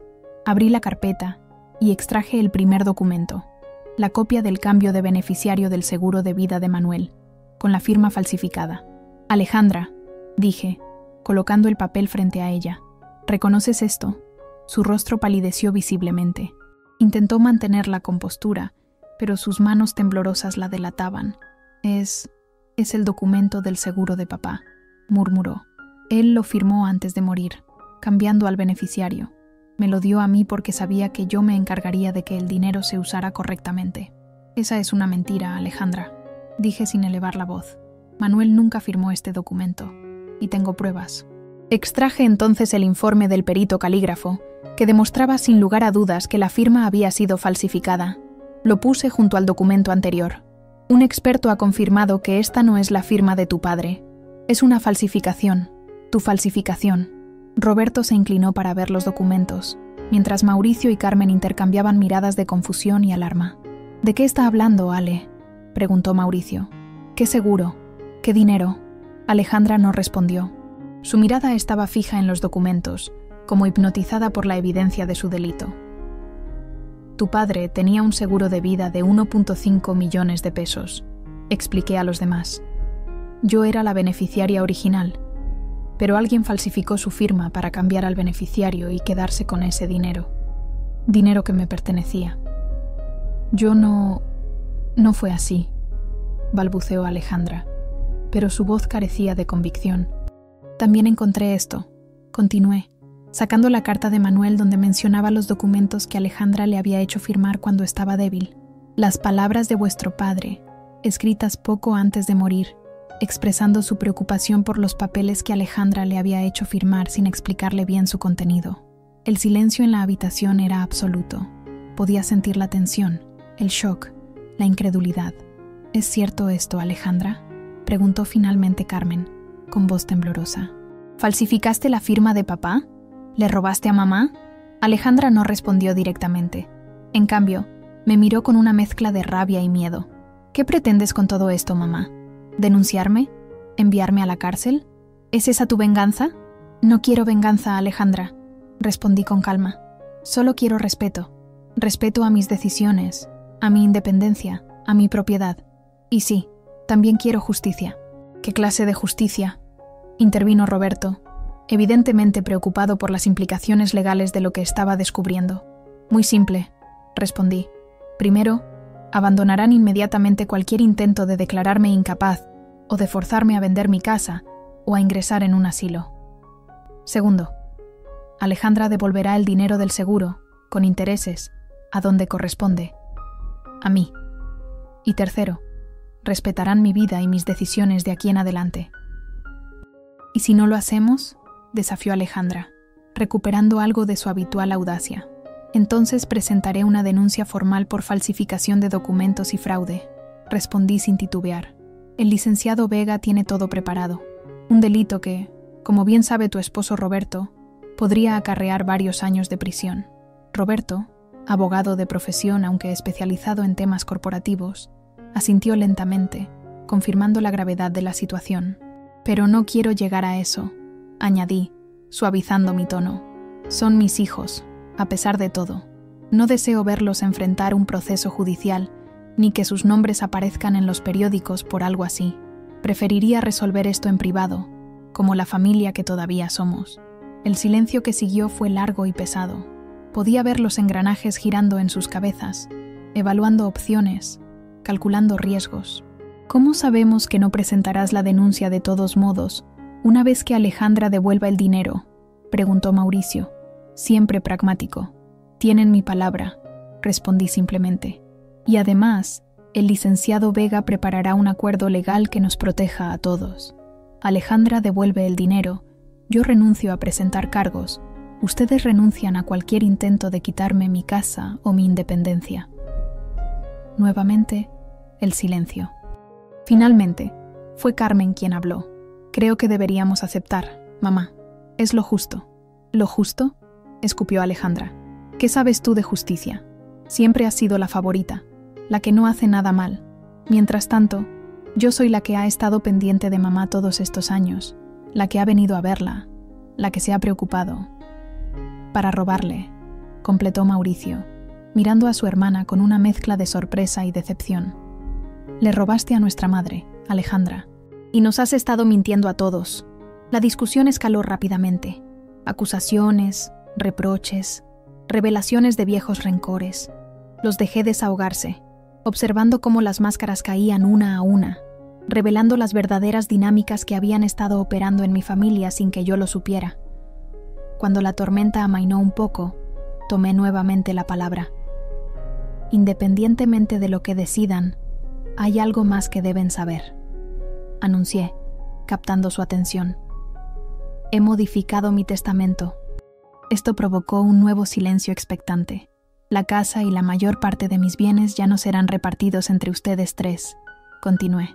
En cambio, he decidido que, cuando yo muera, la casa será donada a una fundación para mujeres mayores sin recursos, y el resto de mis bienes se dividirá entre mis nietos, en fideicomiso hasta que cumplan 25 años. Sus expresiones de sorpresa me confirmaron que había dado en el clavo. Una de sus principales motivaciones para presionarme era la expectativa de heredar pronto, especialmente la valiosa casa en la colonia Roma. Por supuesto, añadí, este nuevo testamento puede ser modificado en el futuro, dependiendo de cómo evolucione nuestra relación. Si vuelvo a sentir que puedo confiar en ustedes, quizás reconsidere mis decisiones. Pero por ahora, esto es lo que he decidido. No puedes hacer eso, protestó Alejandra. Es injusto. Es perfectamente legal, respondí. Y en cuanto a lo justo, bueno, cada quien tiene su propia definición de justicia. ¿No es así, Alejandra?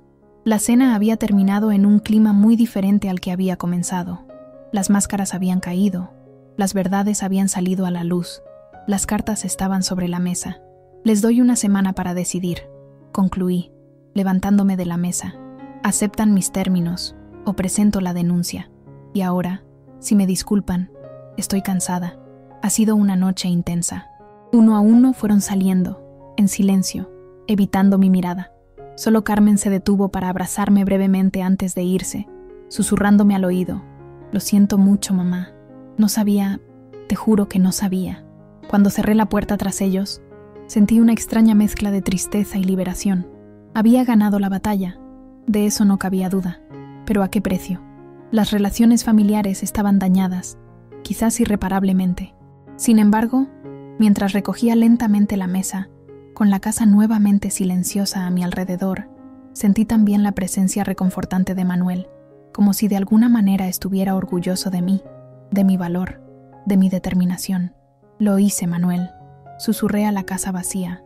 Defendí nuestro hogar. Defendí mi dignidad.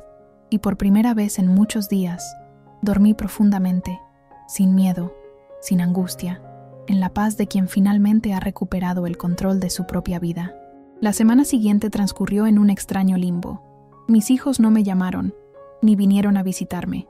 Sabía que estaban discutiendo entre ellos, evaluando sus opciones, quizás consultando con abogados sobre la validez de mis amenazas y la solidez de mi evidencia. Me mantuve ocupada con mi rutina diaria, ahora enriquecida con la ayuda de Rosario y las visitas frecuentes de doña Mercedes, quien se había convertido en mi confidente y aliada. También mantuve contacto regular con el licenciado Vega, quien me aseguró que todo estaba preparado para presentar la denuncia si mis hijos decidían no aceptar mis términos. Pero espero que no lleguemos a eso, doña Dolores, me dijo durante una de nuestras conversaciones telefónicas. Por su propio bien emocional, el 6º día después de la cena, recibí una llamada de Carmen. Su voz sonaba tensa, nerviosa. «Mamá, queremos hablar contigo», dijo sin preámbulos. «Todos nosotros. ¿Podemos venir esta tarde?» «Por supuesto», acepté, manteniendo un tono neutro. «¿A qué hora? ¿A las 5 te parece bien?», preguntó. «Perfecto», respondí. «Los esperaré». Después de colgar, llamé inmediatamente al licenciado Vega para informarle. «¿Quiere que esté presente, doña Dolores?», ofreció. Lo consideré seriamente. Tener al abogado conmigo podría darme una ventaja adicional, una capa extra de protección, pero también podría percibirse como una escalada, como si ya no hubiera posibilidad de una resolución familiar. «No, licenciado», decidí finalmente. «Déjeme intentar resolver esto en familia primero, pero esté disponible por teléfono, por si lo necesito». «Como usted diga», aceptó. «Y recuerde, tiene todos los documentos, tiene la verdad, tiene la ley de su lado. No ceda más de lo que está dispuesta a ceder». A las 5 en punto, el timbre sonó. Esta vez, no hubo abrazos ni saludos efusivos cuando abrí la puerta. Mis 3 hijos entraron en silencio, con expresiones serias. Ninguno venía acompañado por sus cónyuges. lo que me pareció significativo. Los conduje a la sala, donde había dispuesto café y galletas caseras, más por costumbre de anfitriona que por un verdadero deseo de agasajarlos. No había preparado una comida elaborada como la vez anterior. Esta no era una ocasión para celebrar, sino para negociar. «Gracias por recibirnos, mamá», comenzó Mauricio, asumiendo el papel de portavoz que normalmente ocupaba Alejandra, quien se mantenía inusualmente silenciosa, con la mirada fija en algún punto del suelo. «Son mis hijos», respondí simplemente. «Mi puerta siempre estará abierta para ustedes». Mauricio carraspeó, evidentemente incómodo con la situación. «Hemos estado hablando entre nosotros durante estos días», continuó, «y también hemos consultado opiniones legales». No me sorprendió. Era lo esperable. «¿Y bien?», pregunté, yendo directamente al grano. «¿Han tomado una decisión?». «Sí», confirmó, mirando brevemente a sus hermanas, como buscando apoyo o confirmación. «Hemos decidido aceptar tus términos». Sentí un alivio inmenso, aunque intenté no demostrarlo. No quería que interpretaran mi alivio como debilidad. «Me alegra escuchar eso», dije con calma. «¿Qué hay de ti, Alejandra? ¿También aceptas devolver el dinero del seguro?». Por fin, Alejandra levantó la mirada. Sus ojos, tan parecidos a los de Manuel, estaban llenos de una mezcla de emociones. Rabia, vergüenza, resignación. «Sí», respondió secamente. «Lo devolveré». «Bien», asentí. «El licenciado Vega preparará un acuerdo que todos firmaremos. Alejandra devolverá el dinero en un plazo razonable. Yo renunciaré a presentar cualquier denuncia, y todos ustedes se comprometerán a respetar mi independencia y mis decisiones sobre mi vida y mi propiedad. Tenemos una condición», intervino Mauricio. «¿Una condición?», repetí, sorprendida por su audacia. «No creo que estén en posición de poner condiciones. Es sobre el testamento», explicó rápidamente. «Entendemos tu decisión de cambiar los términos, pero nos gustaría que reconsideraras lo de donar la casa a una fundación. No por nosotros, sino por los nietos. Es parte de su herencia familiar, de su historia». Consideré sus palabras. Era cierto que la casa contenía la historia de nuestra familia, pero también era cierto que había sido el objeto de su codicia, el motivo de su traición. «Lo pensaré», respondí finalmente. «No puedo prometer nada ahora mismo, pero lo consideraré con el tiempo, dependiendo de cómo evolucionen las cosas entre nosotros». Parecieron conformes con esta respuesta ambigua. No era un sí, pero tampoco era un no definitivo. Les dejaba una puerta entreabierta a la posibilidad de redención. «Hay algo más», dijo Carmen, hablando por primera vez. Su voz era suave, casi tímida. «Queremos pedirte perdón, mamá, por todo, por haberte presionado, por no haber respetado tus deseos, por haber conspirado a tus espaldas».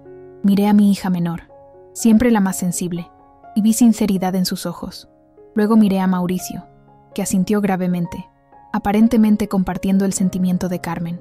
Finalmente, miré a Alejandra, cuyo rostro permanecía impasible, aunque detecté un ligero temblor en su labio inferior, signo de emociones contenidas. «¿Tú también, Alejandra?», pregunté directamente. «¿También me pides perdón por falsificar la firma de tu padre, por robarme el dinero del seguro, por ocultarme información sobre cuentas y propiedades que me correspondían?» Alejandra sostuvo mi mirada por un momento, luego la desvió nuevamente. «Lo siento», murmuró, apenas audible. No debía hacerlo. No era exactamente la disculpa sincera que esperaba, pero era algo, un reconocimiento, al menos, de que había actuado mal. «Acepto sus disculpas», dije después de un momento, «pero entiendan que la confianza, una vez rota, no se repara fácilmente. Necesitaré tiempo, y necesitaré ver acciones, no solo palabras». Los tres asintieron, comprendiendo la implicación. Nuestras relaciones no volverían a la normalidad de inmediato, si es que alguna vez lo hacían. «¿Cómo procederemos con el acuerdo?», preguntó Mauricio, volviendo a aspectos prácticos. «El licenciado Vega les enviará un borrador mañana», expliqué. «Tendrán tiempo para revisarlo con sus propios abogados si lo desean. Después, firmaremos todos juntos en su despacho. Una vez firmado, Alejandra tendrá 30 días para transferir el dinero del seguro, con los intereses correspondientes, a mi cuenta. Y yo, por mi parte, destruiré todas las copias de la evidencia de falsificación, excepto una, que el licenciado Vega guardará en custodia, solo como garantía de que se cumplirá lo acordado. Parece justo», concedió Mauricio, aunque la palabra parecía costarle trabajo. No es cuestión de justicia, respondí. Es cuestión de respeto, de dignidad, de reconocer que soy una persona independiente, con derechos y voluntad propia, no una propiedad que pueden disponer a su antojo. Mis palabras parecieron impactarles, especialmente a Carmen, cuyos ojos se llenaron de lágrimas.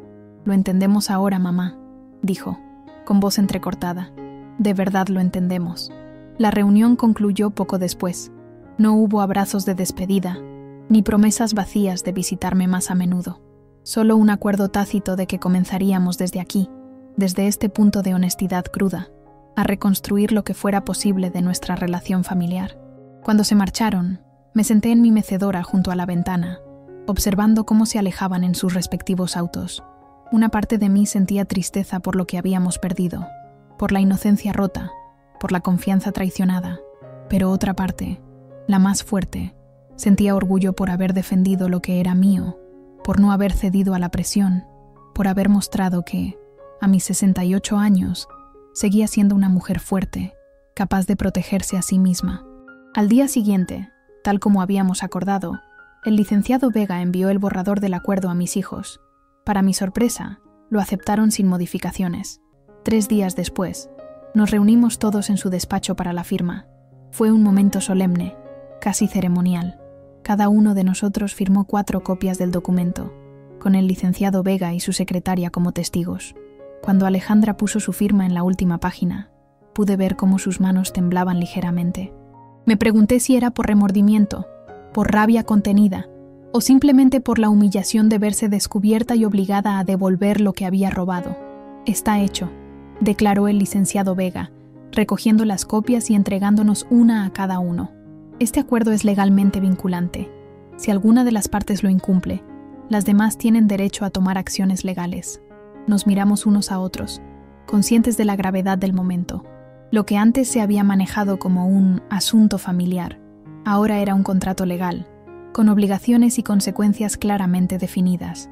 «Espero que no sea necesario llegar a eso», dije, guardando mi copia en el bolso. «Espero que todos cumplamos con nuestra parte, por el bien de lo que queda de nuestra familia». «Lo haremos, mamá», aseguró Mauricio, siempre formal. «Tienes mi palabra». «Y la mía», añadió Carmen. Alejandra solo asintió sin decir palabra. Salimos juntos del edificio, pero nos separamos en la acera. Ellos hacia sus autos, yo hacia la parada del Metrobús. No me ofrecieron llevarme, ni yo lo esperaba. Las cosas habían cambiado entre nosotros, quizás para siempre. Durante los días siguientes, noté un cambio en el ambiente de la casa. Era como si un peso invisible se hubiera levantado. Ya no temía que mis hijos aparecieran con alguna nueva estrategia para quitarme mi hogar. Ya no tenía que fingir que consideraba sus propuestas de asilo o apartamento. Podía simplemente vivir, en paz, en mi casa, con mis recuerdos. Rosario seguía viniendo 3 veces por semana, ayudándome con la limpieza y las tareas más pesadas. Jaime se encargaba del jardín, que cada día lucía más hermoso. Doña Mercedes me visitaba a menudo, y juntas habíamos comenzado a asistir a un taller de tejido en el centro cultural del barrio. Mi vida se había transformado.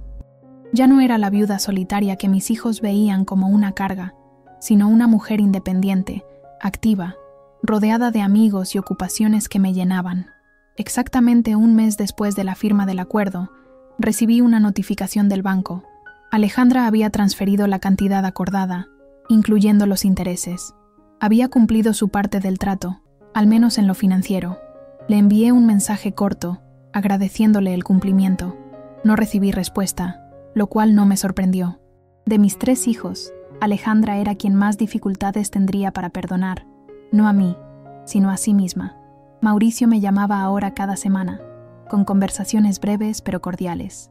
Carmen había comenzado a traer a sus niños de nuevo, permitiéndoles pasar tiempo conmigo, aprendiendo las recetas que yo les enseñaba, escuchando historias de cuando su madre era pequeña. Lentamente, dolorosamente, estábamos reconstruyendo algo. No sería igual que antes, pero quizás podría ser algo nuevo, basado en el respeto mutuo y la aceptación de límites que antes no existían. Una tarde, mientras tejía en el jardín, Recibí una visita inesperada. Era Sofía, la hija mayor de Alejandra, mi nieta de 15 años. Venía sola, nerviosa, pero determinada. «Abuela», me saludó, sentándose junto a mí. «¿Puedo hablar contigo?» «Claro, mi amor», respondí, dejando a un lado mi tejido. «Siempre». «Es sobre mamá», dijo, jugueteando con el borde de su camiseta. Está muy triste últimamente. No habla mucho. Se encierra en su habitación. Papá dice que es por problemas de trabajo, pero yo sé que es por lo que pasó contigo». La observé, sorprendida por su madurez y percepción. A veces olvidamos que los adolescentes perciben mucho más de lo que los adultos imaginamos. «¿Sabes lo que pasó, Sofía?», pregunté con cuidado. «No los detalles», confesó. «Solo que hubo una pelea grande, que tiene que ver con esta casa, y que mamá hizo algo malo que te lastimó». «Es complicado», admití. «Y sí, tu mamá me lastimó, no solo a mí, también a la memoria de tu abuelo. Pero eso no significa que no la quiera. Es mi hija, como tú eres mi nieta. El amor no desaparece, aunque a veces se complica con otras emociones». Sofía asintió, pensativa. «¿Crees que algún día podrás perdonarla completamente?», preguntó finalmente. Una pregunta tan simple, y sin embargo, tan compleja. La miré, a esta jovencita que tenía tanto de Alejandra en sus rasgos, pero también algo de Manuel, especialmente en la forma de sus ojos. «Con el tiempo», respondí honestamente. «No puedo prometer cuándo, pero sí que lo intentaré. El perdón no es solo un regalo que das a los demás, también es un regalo que te das a ti misma». Sofía sonrió levemente, como si comprendiera. «Creo que deberías hablar con ella», sugirió. «Quizás no de lo que pasó, sino de cualquier cosa, del clima, de recetas, de mí, solo para romper el hielo». Su sugerencia me conmovió profundamente. Esta niña, tan joven, tratando de sanar las heridas entre su madre y su abuela. «Lo haré», prometí. «Por ti y por todos nosotros». Sofía se quedó un rato más, hablándome de la escuela, de sus amigos, de sus sueños de estudiar medicina, algo que ni Alejandra ni yo habíamos logrado. Cuando se marchó, me dejó con una nueva perspectiva, un nuevo impulso para dar el siguiente paso en este difícil camino de reconciliación. Esa noche, hice algo que no había hecho en semanas. Llamé a Alejandra. Al principio, la conversación fue tensa, llena de silencios incómodos, pero poco a poco, casi imperceptiblemente, algo comenzó a cambiar. No hablamos del pasado, de lo que había sucedido. Hablamos del presente, de Sofía y sus planes universitarios, del nuevo restaurante que habían abierto en el barrio, del clima inusualmente frío para la temporada. Al despedirnos, Alejandra dijo algo que me dio esperanza. «Gracias por llamar, mamá». Solo eso. 4 palabras simples, pero en su voz detecté algo que no había escuchado en mucho tiempo. Un tono de respeto, quizás incluso de admiración. Esa noche, sentada en mi mecedora, con la casa silenciosa a mi alrededor, sentí que algo importante había sucedido. No un gran acontecimiento dramático, sino algo sutil, casi imperceptible, el primer paso en un largo camino de sanación. «¿Ves, Manuel?», susurré a la fotografía que mantenía siempre cerca. «Todavía hay esperanza para nuestra familia». Y por primera vez desde que comenzó toda esta odisea, sentí que Manuel me respondía, no con palabras, sino con esa certeza interior que solo viene cuando sabes, en lo más profundo de tu ser, que estás haciendo lo correcto. 1 año ha pasado desde aquella cena de confrontación, 1 año de cambios, de ajustes, de pequeños pasos hacia una nueva normalidad familiar. Mi casa sigue siendo mi refugio, mi santuario. Cada mañana, cuando despierto en la habitación que compartí con Manuel durante 4 décadas, siento una profunda gratitud por haber defendido lo que es mío, por haber mantenido intacto este espacio donde cada rincón guarda un recuerdo, una historia, una parte de mí. Rosario sigue viniendo 3 veces por semana y se ha convertido en más que una empleada. Es una amiga, una confidente. Jaime ha transformado el jardín en un paraíso de colores y aromas, donde paso horas leyendo, tejiendo, simplemente existiendo. Doña Mercedes y yo asistimos juntas a un taller de pintura en el Centro Cultural, descubriendo a nuestros 70 y tantos años una nueva pasión que ninguna sabía que tenía. También nos hemos unido a un grupo de mujeres mayores que se reúnen semanalmente para compartir experiencias, apoyarse mutuamente y, ocasionalmente, organizar excursiones a museos o al teatro. Mi relación con mis hijos ha evolucionado de formas que no esperaba. Mauricio, sorprendentemente, es quien más se ha acercado. Viene a visitarme cada 2 semanas, a veces solo, a veces con Patricia y los niños. Me ayuda con cuestiones prácticas, una gotera en el techo, un problema con la instalación eléctrica, la declaración de impuestos. Ha encontrado un papel que le satisface, el de hijo útil y práctico, y yo lo acepto con gratitud. Carmen nunca se alejó realmente. Sigue trayendo a sus niños, sigue compartiendo conmigo los pequeños detalles de su vida cotidiana. Nuestra relación es ahora más equilibrada, más adulta. Ya no me ve como la madre todopoderosa que debe sacrificarse por todos, sino como una mujer con derechos y necesidades propias. Con Alejandra, el camino ha sido más lento, más complejo. Durante meses, nuestras interacciones se limitaron a llamadas telefónicas breves y formales. Pero poco a poco, gracias en parte a la intervención de Sofía, que se convirtió en un puente entre nosotras, fuimos reconstruyendo algo. No es la relación que teníamos antes, probablemente nunca lo será. Hay heridas que, aunque cicatrizan, dejan marcas indelebles, pero es una relación nueva, basada en un respeto mutuo que antes no existía. El dinero del seguro, que Alejandra devolvió puntualmente, no lo he tocado. Lo he depositado en un fideicomiso para la educación universitaria de mis 7 nietos. De alguna manera, me parecía lo correcto, convertir lo que había sido un acto de codicia en un legado de generosidad. El licenciado Vega sigue siendo mi asesor legal, aunque ahora lo considero más un amigo que un abogado. Fue él quien me sugirió modificar nuevamente mi testamento para reflejar los cambios en nuestra dinámica familiar. No digo que vuelva a dejarles la casa, me aconsejó, pero quizás podría considerar un término medio, algo que reconozca los esfuerzos que están haciendo para reparar lo dañado. Seguí su consejo. En mi nuevo testamento, la casa será vendida tras mi muerte, y el producto se dividirá en 2 partes, una mitad para mis hijos, distribuida según sus necesidades en ese momento, una decisión que deberán tomar conjuntamente como hermanos, la otra mitad para la fundación que apoya a mujeres mayores sin recursos, en memoria de Manuel y mía. No sé si esta solución les parecerá justa a todos, probablemente no, pero es mi decisión, tomada libremente, basada en mis valores y mis deseos, no en la presión o la manipulación de otros, y eso, descubrí, es lo que realmente importa, poder decidir por mí misma, hasta el final. Hace unos días, celebramos mi cumpleaños número 69 en esta casa. Vinieron todos, mis 3 hijos con sus familias, doña Mercedes, Rosario y Jaime, algunas amigas del taller de pintura, el padre Antonio de la parroquia. El jardín se llenó de risas, de conversaciones, de vida. En un momento dado, me encontré a solas con Alejandra en la cocina. Estaba ayudando a servir el pastel que Carmen había traído, cuando nuestra mirada se cruzó. Por un instante, vi en sus ojos un destello de la antigua Alejandra, mi primogénita, la niña que alguna vez sostuvo mi mano con total confianza. «Feliz cumpleaños, mamá», dijo, entregándome un pequeño paquete que sacó del bolsillo de su chaqueta. Lo abrí con curiosidad. Era un colgante de plata, una réplica delicada de la casa, nuestra casa, con sus detalles característicos, el porche, las ventanas arqueadas, hasta el granado del jardín frontal. «Es precioso», murmuré, genuinamente conmovida. «Lo mandé a hacer especialmente», explicó, «para que siempre lleves tu hogar contigo, estés donde estés». Era más que un regalo, era un reconocimiento, una aceptación, quizás incluso una forma de pedir perdón sin palabras. «¿Me ayudas a ponérmelo?», le pedí, ofreciéndole el colgante y dándome la vuelta. Sentí sus manos, ligeramente temblorosas, mientras cerraba el broche en mi nuca. Luego, inesperadamente, sus brazos me rodearon por detrás, en un abrazo breve pero intenso.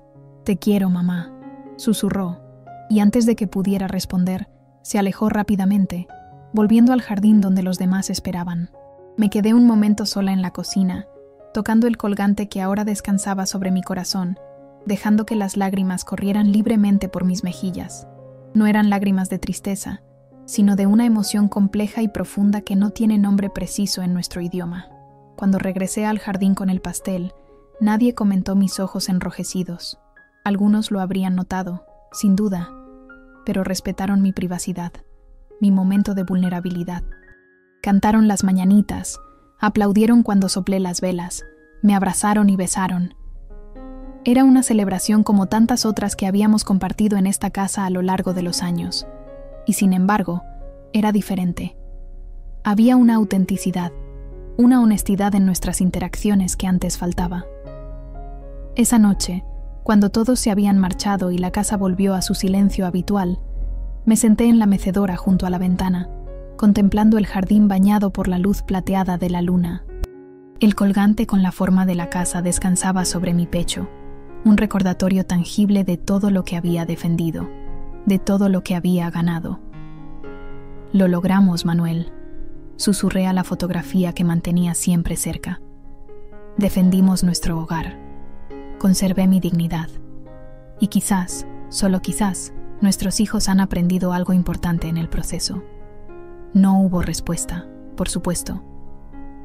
Solo el crujido familiar de la mecedora, el susurro del viento entre las hojas del granado, los sonidos nocturnos de la colonia Roma, pero sentí una paz profunda, una certeza de que, pasara lo que pasara en el futuro, había hecho lo correcto. A mis 69 años, había redescubierto una verdad esencial. La vida no termina con la viudez, ni con la vejez, ni con el síndrome del nido vacío. Es un continuo aprendizaje, un constante redescubrimiento de una misma. Y a veces, las batallas más importantes, las que definen quiénes somos realmente, llegan cuando menos las esperamos.